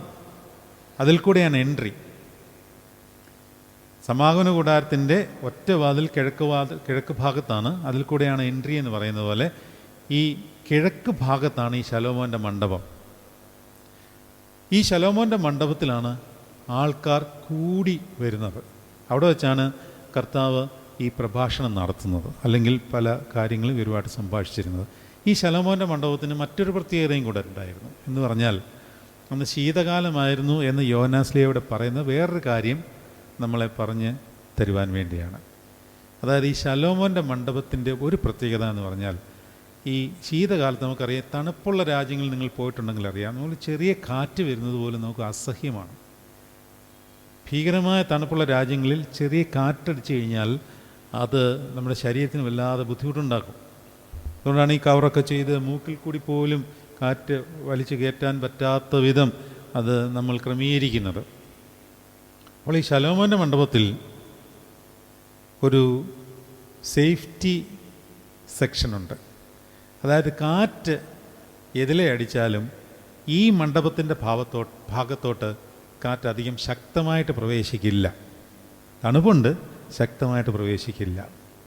അപ്പോൾ ആളുകളെല്ലാം കൂടിയിരുന്നത് ഈ ദേവാലയത്തിൻ്റെ ശലോമോൻ്റെ മണ്ഡപത്തിലാണ്. വിജാതീയരും യഹൂദന്മാരും എല്ലാവരും കൂടും. കർത്താവ് വരുന്നതെന്ന് പറഞ്ഞു കഴിഞ്ഞാൽ എല്ലാവരും കൂടും. ഇവനെ കാണണം, ഒന്നുകിൽ തർക്കിക്കണം, അല്ലെങ്കിൽ ഇവനെ കാണണം, അത്ഭുതം കാണണം, പല കാര്യങ്ങൾ കാണുമായിരിക്കും. അല്ലെങ്കിൽ ഇവൻ്റെ വായിൽ നിന്നുള്ള ലാവണ്യ വാക്കുകൾ കേൾക്കണം എന്നുള്ള ഉദ്ദേശത്തിലൊക്കെ ആയിരിക്കാം. നമ്മളിവിടെ ഒരു കാര്യം മനസ്സിലാക്കുക, ഈ നിൽക്കുന്നത് ആരാണ്? യേശു ക്രിസ്തുവാണ്. നമ്മളിങ്ങനെ ഒന്ന് ഭാവനയിൽ കണ്ടു നോക്കി, ഒരു ദൈവം തന്നെ ദൈവമായിരിക്കുന്നു. ഇനി താഴോട്ട് അതാണ് പറഞ്ഞുകൊണ്ട് വരുന്നത്. നീ ദൈവമാണെങ്കിൽ ഞങ്ങളോട് സ്പഷ്ടമായി പറയുക എന്നാണ് പറയുന്നത്. തെളിച്ച് പറയണം. ഇവർക്കാർക്കും യേശുവിനെ ദൈവമായിട്ട് അംഗീകരിക്കാൻ പറ്റുന്നില്ല എന്നുള്ളതാണ് ഇതിനകത്തെ പ്രധാന കാര്യം. ഈ ശീതകാലത്ത് തണുപ്പ് സഹിച്ച് നമ്മളോടൊപ്പം നമുക്ക് തുല്യനായി പരീക്ഷിക്കപ്പെടുന്ന രീതിയിലുള്ള ശരീരപ്രകൃതിയുള്ള ഒരു കർത്താവ് തണുപ്പ് സഹിക്കാൻ ആവാതെ പുതപ്പുകൾ കൊണ്ട് മൂടി യഹൂദന്മാരോട് സംഭാഷിക്കുന്നത് നിങ്ങൾ ഭാവനയിലൊന്ന് കണ്ടു നോക്കിയേ. എന്ന് പറഞ്ഞാൽ ദൈവമായിരിക്കുന്നവൻ, ഈ സകലവും സൃഷ്ടിച്ചവൻ, തണുപ്പിനെ അതിജീവിക്കാൻ ശക്തിയുള്ളവൻ, കടലിൽ മെയ്തെ നടന്നവൻ, വെള്ളത്തെ വീഞ്ഞാക്കിയവന് ഈ തണുപ്പിനെ അതിജീവിക്കുവാൻ വേണ്ടി ഇത്ര ബുദ്ധിമുട്ടി അവിടെ നിൽക്കേണ്ട കാര്യമുണ്ടോ? ദേവാലയത്തിനകത്ത് കയറിയാൽ പോരെ? അല്ലെങ്കിൽ തണുപ്പ് വരാത്തടത്ത് പോയി നിൽക്കേണ്ട ആവശ്യമുണ്ടോ? തണുപ്പുള്ളിടത്ത് പോയി നിന്നാലും പോരെ? അത്ര ആളുകൾ ഒഴിഞ്ഞു പോകത്തില്ലേ? കാരണം തണുപ്പുള്ളിടത്തോട്ട് അധികം പേര് വരില്ല. ഈ കുറവുള്ളിടത്ത് മൂടി പുതച്ചുകൊണ്ട് നമ്മുടെ ശരീരത്തിൽ നമ്മൾ ഏൽക്കുന്ന അതേ വിചാരങ്ങളെല്ലാം ഏറ്റുകൊണ്ട് യഹൂദന്മാരോട് സംഭാഷിക്കുവാൻ നിൽക്കുന്ന ഒരു ദൈവത്തെ നമുക്കവിടെ കാണുവാൻ സാധിക്കുമോ? അതായത് നമ്മുടെ പ്രയാസങ്ങളിൽ നമ്മളോട് കൂടെ ഇരുന്ന് നമ്മൾ അനുഭവിക്കുന്ന അതേ യാതനകൾ തൻ്റെ ശരീരത്തിൽ ഏറ്റവനായ ഒരു ദൈവത്തെയാണ് നമ്മൾ കാണുന്നത്, അല്ല നമ്മൾ മുമ്പിൽ ദർശിക്കുന്നത് എന്ന ബോധ്യത്തോടുകൂടി നിന്നെങ്കിൽ മാത്രമേ ദൈവസന്നിധിയിൽ കർത്തൃ സാന്നിധ്യത്തിൽ നമുക്ക് കണ്ണീര് പൊഴിക്കുവാൻ സാധ്യമാവുകയുള്ളൂ. അല്ലെങ്കിൽ അത് സാധ്യമാവില്ല. നമ്മൾ ദൈവത്തെ ദൂരസ്ഥനായ ഒരു ദൈവമായിട്ടല്ല, സമീപസ്ഥനായ ഒരു ദൈവമായിട്ട് നമ്മുടെ മുമ്പിൽ നമുക്ക് കാണുവാൻ ഇടയാകുന്ന ഒരവസ്ഥയ്ക്ക് വേണ്ടി നമുക്ക് പ്രാർത്ഥിക്കണം. നമുക്ക് അവസാനിപ്പിക്കാം. യേശു ദേവാലയത്തിൽ ശലോമോൻ്റെ മണ്ഡപത്തിൽ നടന്നുകൊണ്ടിരുന്നു. അങ്ങോട്ടും ഇങ്ങോട്ടും നടക്കുകയാണ്. യഹൂദന്മാർ അവനെ വളഞ്ഞങ്ങ് നീ എത്രത്തോളം ഞങ്ങളെ ആശിപ്പിക്കുന്നു, നീ ക്രിസ്തുവെങ്കിൽ സ്പഷ്ടമായിട്ട് പറയുകയാണ്. ഇനി എന്ത് സ്പഷ്ടതയാണ് കൊടുക്കേണ്ടത്? അവൻ അടയാളങ്ങൾ കാണിച്ചു, അത്ഭുതങ്ങൾ കാണിച്ചു, താൻ ദൈവിക രഹസ്യങ്ങൾ വെളിപ്പെടുത്തി. ഇവിടെയെല്ലാം പിശാച് കള കൊണ്ട് വിതച്ചു. അതുകൊണ്ട് ഇവരുടെ ഇടയിൽ ഭിന്നത മാത്രമാണ് ഉണ്ടായത്. യേശു അവരോട് ഉത്തരം പറഞ്ഞു, ഞാൻ നിങ്ങളോട് പറഞ്ഞിട്ടുണ്ട്, എങ്കിലും നിങ്ങൾ വിശ്വസിക്കുന്നില്ല. കണ്ടോ, പറഞ്ഞിട്ടുമുണ്ട്, പ്രവൃത്തിയും കാണിച്ചിട്ടുണ്ട്. താഴോട്ട് വായിച്ചാൽ, എൻ്റെ പിതാവിൻ്റെ നാമത്തിൽ ഞാൻ ചെയ്യുന്ന പ്രവൃത്തികൾ എനിക്ക് സാക്ഷ്യമാകുന്നു. ഒന്നാമത്തെ കാര്യം, ഞാൻ ദൈവമാണെന്ന് പറഞ്ഞിട്ടുണ്ട് എന്നാണ് കർത്താവ് പറയുന്നത്. അല്ലെങ്കിൽ ഇപ്പോൾ പറയുന്നുണ്ട്. പല സഹോദരങ്ങളും ചോദിക്കാറില്ലേ, നിങ്ങളോട് ചോദിച്ചിട്ടുണ്ടോ യേശു ദൈവമാണെന്ന് എവിടെയെങ്കിലും പറഞ്ഞിട്ടുണ്ടോ? താൻ പറഞ്ഞിട്ടുണ്ടോ? നിങ്ങളെല്ലാം ഈ ചോദ്യം അഭിമുഖീകരിച്ചിട്ടുണ്ടാവുമെന്നാണ് എൻ്റെ ഒരു വിചാരം. നിങ്ങളെന്തിനാണ് യേശുവിനെ ദൈവമായിട്ട് ആരാധിക്കുന്നത്? ദൈവമാണെന്ന് പറഞ്ഞിട്ടുണ്ടോ? ഉണ്ട്. അത് ഈ അധ്യായത്തിലുണ്ട്. അത് നമുക്ക് ഇന്നെടുക്കാൻ സമയമില്ല. അത് 32 മുതൽ 35 വരെയുള്ള വാക്യങ്ങളിൽ ആ മർമ്മം മറിഞ്ഞിരിപ്പുണ്ട്. സ്പഷ്ടമായിട്ട് പറയുക എന്ന് പറഞ്ഞു. ഞാൻ നിങ്ങളോട് പറഞ്ഞിട്ടുമുണ്ട്, ഇല്ലെങ്കിൽ എൻ്റെ പ്രവൃത്തികൾ എനിക്ക് സാക്ഷ്യമാകുന്നു. പക്ഷേ നിങ്ങൾക്ക് മനസ്സിലാവാതെ പോകുന്നത് എന്തുകൊണ്ടാണ്? അതിൻ്റെ ഉത്തരമാണ് 26-ാം അധ്യായത്തിൽ കിടക്കുന്നത്, 26-ാം വാക്യത്തിൽ കിടക്കുന്നത്. നിങ്ങളോ എൻ്റെ ആടുകളുടെ കൂട്ടത്തിലുള്ളവർ അല്ലായാൽ വിശ്വസിക്കുന്നില്ല. എൻ്റെ ആടുകൾ എൻ്റെ ശബ്ദം കേൾക്കുന്നു. ഞാൻ നിങ്ങളോട് കാര്യം പറയട്ടെ, വിശ്വാസം എങ്ങനെയാണ് വരുന്നത്? കേൾവിയാൽ. കേൾവി എവിടെ നിന്നാണ് വരുന്നത്? ദൈവത്തിൻ്റെ വചനത്താലാണ്. റോമർ 10:17 വാക്യം. വിശ്വാസം കേൾവിയാലും കേൾവി ദൈവത്തിൻ്റെ വചനത്താലുമാണ് വരുന്നത്. അപ്പോൾ ദൈവശബ്ദം കേൾക്കാത്തവനൊന്നും വിശ്വാസം വർദ്ധിക്കത്തുമില്ല. ഇനിയും ദൈവശബ്ദം കേൾക്കാതെ വിശ്വാസമുണ്ടെന്ന് പറയുന്നതെല്ലാം ഈ ലോകവുമായിട്ട് ബന്ധപ്പെട്ട് നമുക്ക് ഒരു ആശയ്ക്ക് പൂർത്തീകരണത്തിന് വേണ്ടിയുള്ള വിശ്വാസം മാത്രമാണ്. വിശ്വാസം ആശയുടെ പൂർത്തീകരണമല്ല, വിശ്വാസം പ്രത്യാശയ്ക്ക് വേണ്ടിയുള്ളതാണ്. ആ പ്രത്യാശയ്ക്ക് വേണ്ടിയുള്ള വിശ്വാസം വരണമെങ്കിൽ ദൈവശബ്ദം കേൾക്കണം.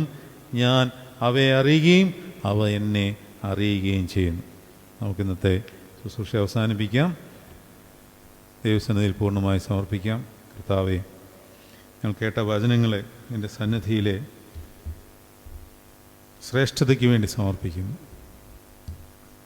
ഉത്തമ നല്ല ഇടയ നാഥനായ കർത്താവേ, നിൻ്റെ ശബ്ദം കേൾക്കുവാൻ ഞങ്ങൾക്ക് ഓരോ ദിവസവും ഓരോ നിമിഷവും ഇടയാകണമേ.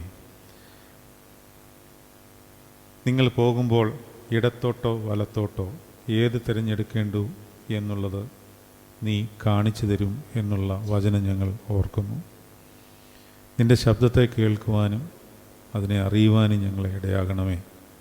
നിൻ്റെ ശബ്ദത്തെ തിരിച്ചറിഞ്ഞെങ്കിൽ മാത്രമേ ഞങ്ങൾക്ക് നിന്നെയും നീ ഞങ്ങളെയും അറിയുവാൻ സാധ്യമാകുന്നുള്ളവല്ലോ.